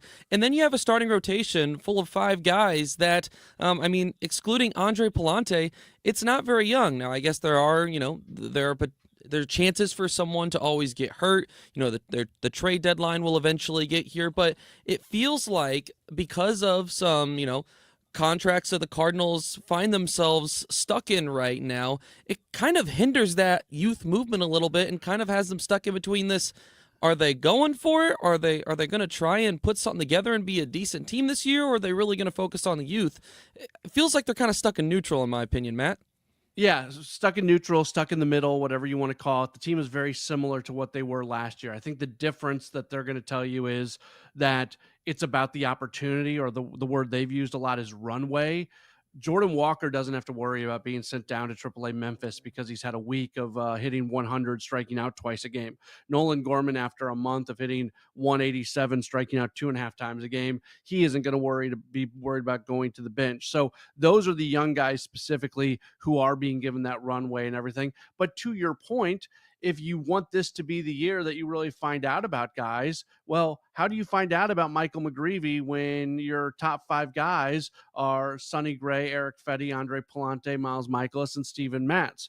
If Thomas Saggese is someone that you really believe in and has a high ceiling and got a taste of the big leagues last year, but you can't just sit him on the bench and get him 1 or 2 games a week, well, how do you do that with Nolan Arenado on the roster? The biggest loser in Arenado being here, and just loser in terms of like opportunity, is Thomas Saggese. I'm not convinced that Saggese is on the roster, so there is that hinders the team from learning everything that they would like to learn about a Thomas Saggese. When you look at this starting 5, I guess you technically can't say that it is set in stone that this is who it will be. Obviously, the Cardinals have had their misfortune here the last couple of years when it comes to injuries in spring training, and we know that there's been a history, of course, with Steven Matz specifically. But, you could also, I think, perhaps make the argument that maybe a Steven Matz is a better potential bullpen fit, just based off of the thought of maybe being able to preserve him a little bit better, I guess, for health purposes. Is there could you see Oliver Marmol and this coaching staff getting creative in their ways to find opportunities for some of these young guys to still get opportunities to get starts on the mound? I think somebody has to create an opening. Steven Matz goes to the bullpen if Matz doesn't pitch particularly well in spring, and McGreevy throws the living what out of the ball, and you're still going to keep Matz on the roster, so you go to the bullpen. But if Matz has a nice spring, he's going to be in the rotation for sure. Now, could they go to a 6-man rotation if McGreevy's really good? I think that's a possibility, and I'm not against a 6-man rotation. I've covered some teams in my career that have gone to a 6-man rotation. I mention this all the time. When I was covering the Brewers one year, the year that Corbin Burns won the Cy Young Award, they went to a 6-man rotation that year. And while it did limit the number of starts for someone like Burns, and I know it always it's going to stick with you a little bit when you're taking starts away from somebody who's really good, what it also did was it allowed those pitchers to go deeper into the games because they had an extra day of rest each time through. And I think it's the Mets have already committed to a 6-man rotation, if I've got that right. There's some other teams out there that are flirting with it. So a 6-man is possible. It's also incredibly rare. I should probably do the math on this. I bet it's less than half of teams in baseball that come out of spring training with their projected 5 starters all healthy. Sure. It is a very high probability that at least one of your starters, if not more, is not able to answer the bell for opening day. Talking with Matt Pauley. Matt, how long before the games start? Next Saturday, a week from tomorrow. So the schedule here, it's been pitchers and catchers working out officially. Now, a lot of position players have already arrived, and there's been some live BP sessions with some of those hitters. So it's not like no hitters have been here, but they don't have to be here until Sunday with the first full squad workout on Monday. And then once you get to Saturday, that's when Grapefruit League action begins. Well, I know a lot of people like to go down to spring training. I've never done it. It's on my bucket list. I want to go to spring training, and I want to go see some games. If somebody's coming down, what's your best advice of the best way to enjoy spring training? Like, what games should you try to go see, and what should you do while you're down in the area? Yeah, it might be a little late on this one unless you can really do a quick turnaround. But I honestly think that this time of year is even better than some of the games because you can go back to the backfields and you can watch the things that are going on. Most people know what a baseball game looks like, but do you know what it looks like when live BP is going on? Do you know what it looks like when Ozzie Smith is coming out to work with the infielders? Do you know what it looks like when a team is getting ready? That might not be something that people want to do every single year, but this time of year, I think, is really interesting to watch a team come together. And there's just a lot of access. If you're somebody who wants to get autographs and things like that, you're able to get pretty close. So when guys are walking off the field, but once Grapefruit League games begin, there's not a bad day in Jupiter, Florida, and the Abacoa neighborhood where Roger Dean Chevrolet Stadium is. It's a great neighborhood with lots of restaurants and bars and other things that are going on. So the Palm Beaches overall, this is the best part of Florida for me, without a doubt. I love the Palm Beach area, and that's where we're lucky enough to be able to watch Cardinals baseball in the spring. Matt, you mentioned kind of being able to get a little bit of a behind-the-scenes look on some of the backfield, some of the work being done. I'm curious, one of the big things this offseason for the Cardinals was adding to the coaching staff and giving, Oliver Marmol a few more tools in his back pocket to be able to use to work with players. Have you been able to see any of those exchanges or any of that work being done with some of those new coaches that's going to be beneficial for the Redbirds? Yeah, it's hard for me to say that I've seen, but that in action, because you don't really know what's different from other years. But I know what Oliver Marmol has said here recently, and he has said one of the best things about this year's spring training is everybody who's been there before has a little bit less on their plate, so they're able to be more intentional on the stuff that is on their plate. And also, Ollie has said that in past spring trainings, every second of his day is accounted for on a schedule.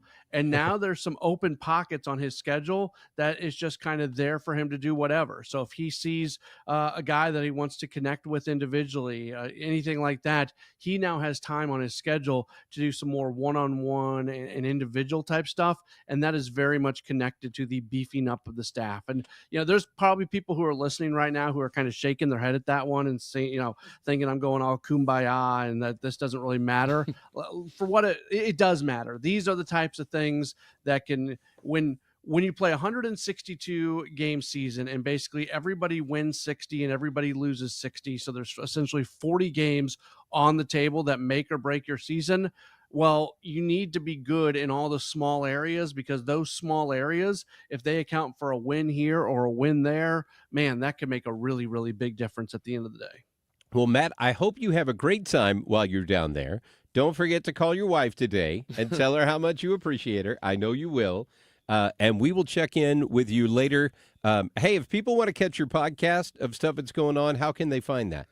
Yeah, so we got a bunch going on. The Gas House Gang every day is live at 12 noon and then available via podcast. Myself, along with Tom Ackerman, Kevin Wheeler, Bernie Miklas. I do Sports Open Line over on KMOX, 6 o'clock to 8 o'clock, and that's always podcasted via the Odyssey app and at KMOX.com. And you can find links to all that stuff on my Twitter, which is at Matt Pauley on air. Well, we appreciate the time, man. Enjoy spring training, and I hope your Valentine's Day, even though you're all alone down there, turns out to be well. Thanks, Matt. Well, thank you. Thanks, guys. We appreciate it. Hey, Ryan Wiggins is going to join us, and we're going to wrap up. Remember, our Valentine's Day live chat poll is any Valentine's Day plans? I have plans. I don't celebrate.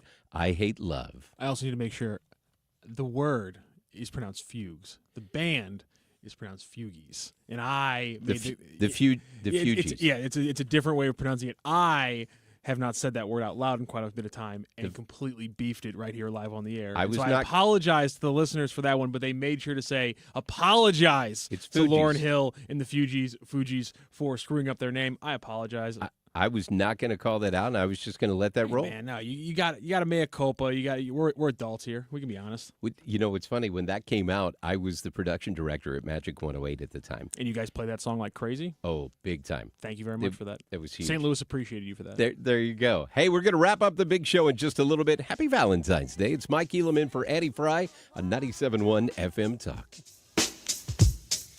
And there he was, this young boy, stranger to my eyes, strumming my pain with his fingers. When you're working with Stewart's American Mortgage and you get to know Stewie, my friend, who I have done a 2-time bagel loan refinance with, you'll understand why so many 97.1 listeners, so many Annie Fry Show listeners have gone to Stewie and reached back out to me and said, thank you so much for connecting me with Stewie. Because you were right. He was everything you said he would be, and it was such a fast close, and I'm in such a better financial position now because I use the bagel loan, which is only available at Stewart's American Mortgage. If you were looking to get a new home, he can close in less than 2 weeks. You get your pre-approval taken care of. You can then generate those pre-approval letters on your own from the website, so you don't have to wait for any third parties. If you're trying to be competitive, get that offer in right away. You don't have to wait on somebody else. That's fantastic. And you get the bagel loan. That means $0 in closing costs. That's more money in your pocket. You can put it towards the offer or, just keep it in your savings account. 314-324-4440, 314-324-4440. Google the bagel loan, NMLS number 226715. Attention St. Louis Medicaid members. If you need assistance with daily living, you can receive a free service from Freedom Care in your own home from a loved one who lives with you. With Freedom Care, you decide who provides your daily care, helping you with preparing meals, bathing, laundry, transportation, and more. A family member or friend that gets paid instantly. It's all through Medicaid, and as a St. Louis resident, it's 100% free to you. New to Medicaid, the Freedom Care family will guide you through enrollment, making it stress-free for patients and caregivers. With over 7,000 5-star Google reviews, we've perfected at-home care for Medicaid members and caregivers. If you live in the St. Louis area, this service is free to you through Medicaid, and with our InstaPay app, caregivers can choose to get paid instantly. So go to freedomcare.com or call 314-697-4912. 314-697-4912. That's 314-697-4912. Freedom Care, we're here for you. Join Mark Patrick Seminars Lose the Weight and Stop Smoking. Early bird specials $49.99. Seminar Sunday, March 16th, Aviator Hotel and Suites, South I-55, St. Louis. Weight loss 11 a.m. Stop smoking seminar 2 p.m. Or Monday, March 17th, 4 Point Sheraton, St. Louis. Fairview Heights, Fairview Heights. Weight loss 5:30 p.m. Stop smoking seminar 8 p.m.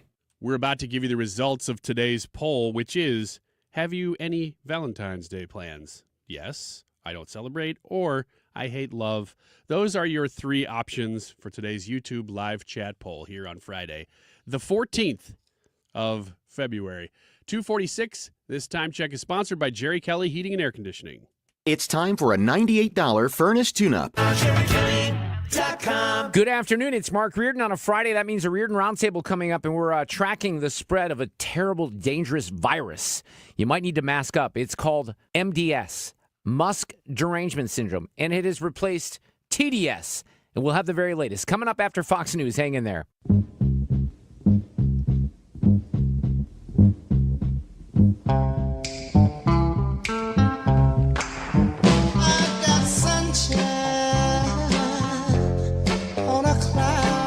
This is the Annie Fry Show. Follow Annie on X at Annie Fry Show. That's an appropriate song to do a little My Girl on Valentine's Day. Happy Valentine's Day, everybody. It's funny. So my friend Anna Ault just texted me that she and John Dawson and her kids are on their way to Kansas City. They're taking one of their kids and making him decorate. That's just cruel. You shouldn't do that. Like one has decorate what? One has a competition that's going on. The other one's going to have to decorate. Did I understand that right, Anna? I think that's what you just said. Like I feel, I know. I don't know what they're decorating. I didn't get all the details, so she just kind of put that out there. It's been interesting watching people along on the YouTube site here. Just I talk about this a lot whenever I do this show, but the fannies is what they're called, right? So we call them Mannies today. Or the Friars. Or the Friars. Mm-hmm. So I love the fact that you guys really don't even need the radio show to do your whole community. Like, we kind of start a topic and then you run. And I don't think you really need whatever's going on in the radio for the next 3 hours. They just entertain themselves. I'm not saying that all, several hundred of the people who get on and chat are a part of this, but they do have parties sometimes. Oh, really? As I understand it. Oh, I can see that. Where they'll get together with, like, election nights and stuff like that. Like, if we're broadcasting, they'll do kind of like a co-party. Okay. Yeah. It's a lot of the same names that I see every time. So I appreciate the fact, very loyal audience. You guys have great fans who listen to this radio station. So, and especially to this radio show. And I'm sure they miss Annie today. She will be back on Monday, I believe. He said Tuesday. Tuesday. Because Monday is a holiday. It is. Mm-hmm. Yes, it's President's Day. Yep. A holiday that most people don't celebrate. We do. Well, and I'm not doing the show for some reason. So, I'm not offended or anything. Yeah. That's okay. We do a huge celebration at my house. Really? For President's Day? Oh, my gosh, yeah. I wake up and I walk out to just my kids waving flags. And that's awesome. And I don't even try. Like, they just do it on their own. And you go, man, I miss the old school, like John Adams. He threw down. A lot of penny and cherry tree kind of activities involving those. Yeah. Do you take your kids out to the forest and cut down cherry trees for President's Day? No, because he was not supposed to do that, so we don't do that either. Well, and you can't lie. But we don't lie about it. Thanks for tracking. I appreciate that. So you saw the story about J.B. Pritzker saying that he is changing by proclamation Lake Michigan to Lake Illinois. His thing was that a great lake deserves to be named after a great state, which would have been fine that he's trolling Trump on the whole Gulf of America thing. But he's trolling also, by default, another Democrat governor. So Gretchen Whitmer said it is named after a great state, and that's Michigan. It sounds like they're having a little fun. I think so. That's so cute. I don't mind an attempt at humor. That's right. So the fact that I did not vote for J.B. Pritzker is probably well known. But I don't shocking. mind. Amazing. I don't mind if you try to get a jab in and everything there. It's okay. I just don't think this one was that good. Well, I don't think it was JB. that funny. JB is a lot of time. He thinks he's funny. He thinks he's very creative. And he's worth $3 billion, so people can't tell him he's not. People just laugh and be like, yeah, pass the wine. You're so funny. That's great. Chuck Claren, right? You know who else does this a lot? Who tries to joke, but just doesn't quite land, and it's never way off. It's just always a little off, is Amy Klobuchar of Minnesota. She just can't quite stick the landing on jokes, but she tries a lot. She does. And she tries to be very personable, but there's just something about her that's like, you don't quite open up. You feel forced. Yes. When you're trying to be personable, it feels like you're forcing this out there. Like somebody said, hey, you need to be more human. So let's do this. You know who's doing a great job of humanizing themselves? Elon Musk. Yeah, because he's kind of not a human. Well, but he's bringing his kid. Yeah. So the other day they're doing this press conference. We talked about how he was there, Will was there, the president, they're in the Oval Office. His kid's running around his legs, and as he's walking through the Capitol from time to time, they show him, and he'll have his kid on his shoulders as he's walking through. It just humanizes him a little bit more.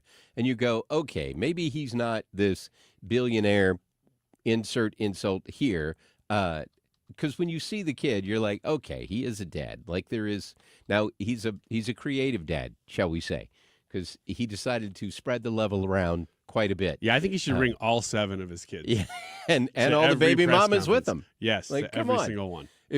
I wonder how that's going to work out for Valentine's Day. Oh wait, I just looked it up and it says 7, but there's other reports that say 12. Well, so I actually thought it was higher than that. I think there's 7 moms.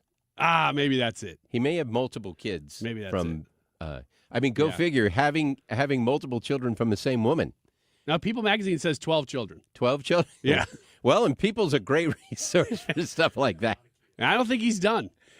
No, you tell me the guy who won't stop talking about birth rates isn't done having kids? I'm shocked by that. I have wondered if his whole take on birth rates being down and let's change the conversation about this is because he just has a lot of kids and it's convenient. And so he's like, well, this is really actually good for the planet. Well, I was joking with you the other day when we were talking about this, and I said, Elon took that be fruitful and multiply thing. That's his favorite scripture.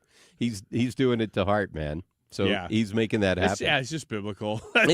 He's just trying to follow the Bible, Mike. He's following the teachings, right? So he's He's being a little selective, but wait, there's a lot of people that are like that. Yeah, right. There's a lot of people that are being selective on. I also feel like in the last 100 years in America, he wouldn't be the first person to use religion selectively to have more kids. Or the first person ever to do that. Yeah, this is true. Not just the last 100. Like, what? We can only do this if we're having kids? Well, I guess we're going to have 14 of them. Guess we're going to have more.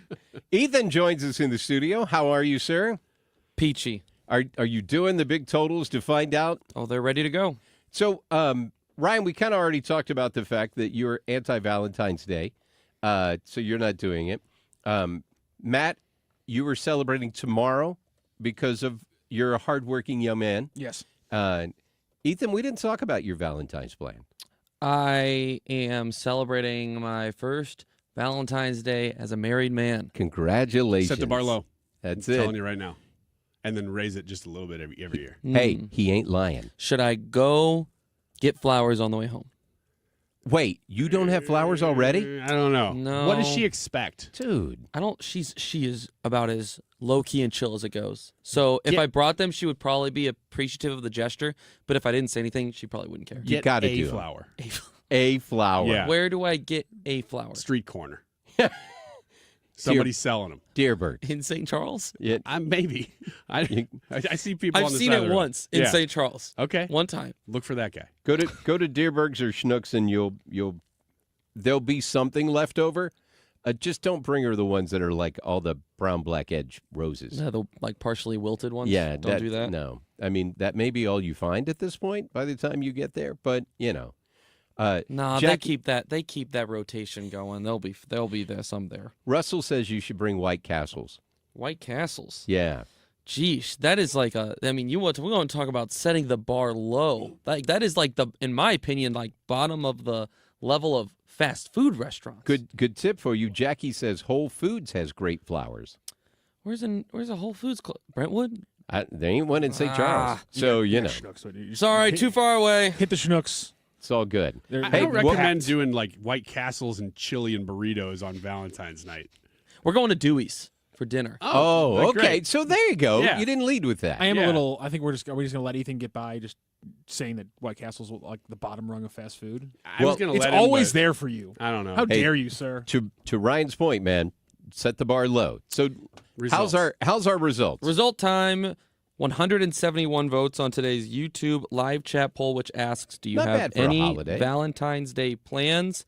47% say I don't celebrate it. 44% say I have plans. And 9%, a very sad 9%, hate love. Well, it goes back to Ryan's poll earlier in saying that, what was it, 13% or 12% hate love. So there you go. Hey, it's been fun hanging out with you guys. We will see you soon. Happy Valentine's. Enjoy your weekend. And we will see you soon on the Annie Fry Show. Mike Elam on 97.1 FM Talk. 'Cause I don't want to be nobody else. I like the chip I got in my front teeth. AirComfortService.com. Reach out to Air Comfort Service for your HVAC needs. And I want to tell you right now that 2025 has wild changes in the HVAC industry and equipment. And with new federal government regulations for the type of refrigerant used in HVAC equipment, things are going to get pricier. Air Comfort Service knows this and they're prepared for it, and they are there to help you try to avoid that if at all possible. Corey, my dear friend at the Air Comfort Service heating, cooling, and installation business that I have used in my house, they are prepared for this price increase, and they're prepared to help you and the St. Louis homeowners on both sides of the river. They've stocked up on the 2024 HVAC equipment at 2024 pricing, and they are passing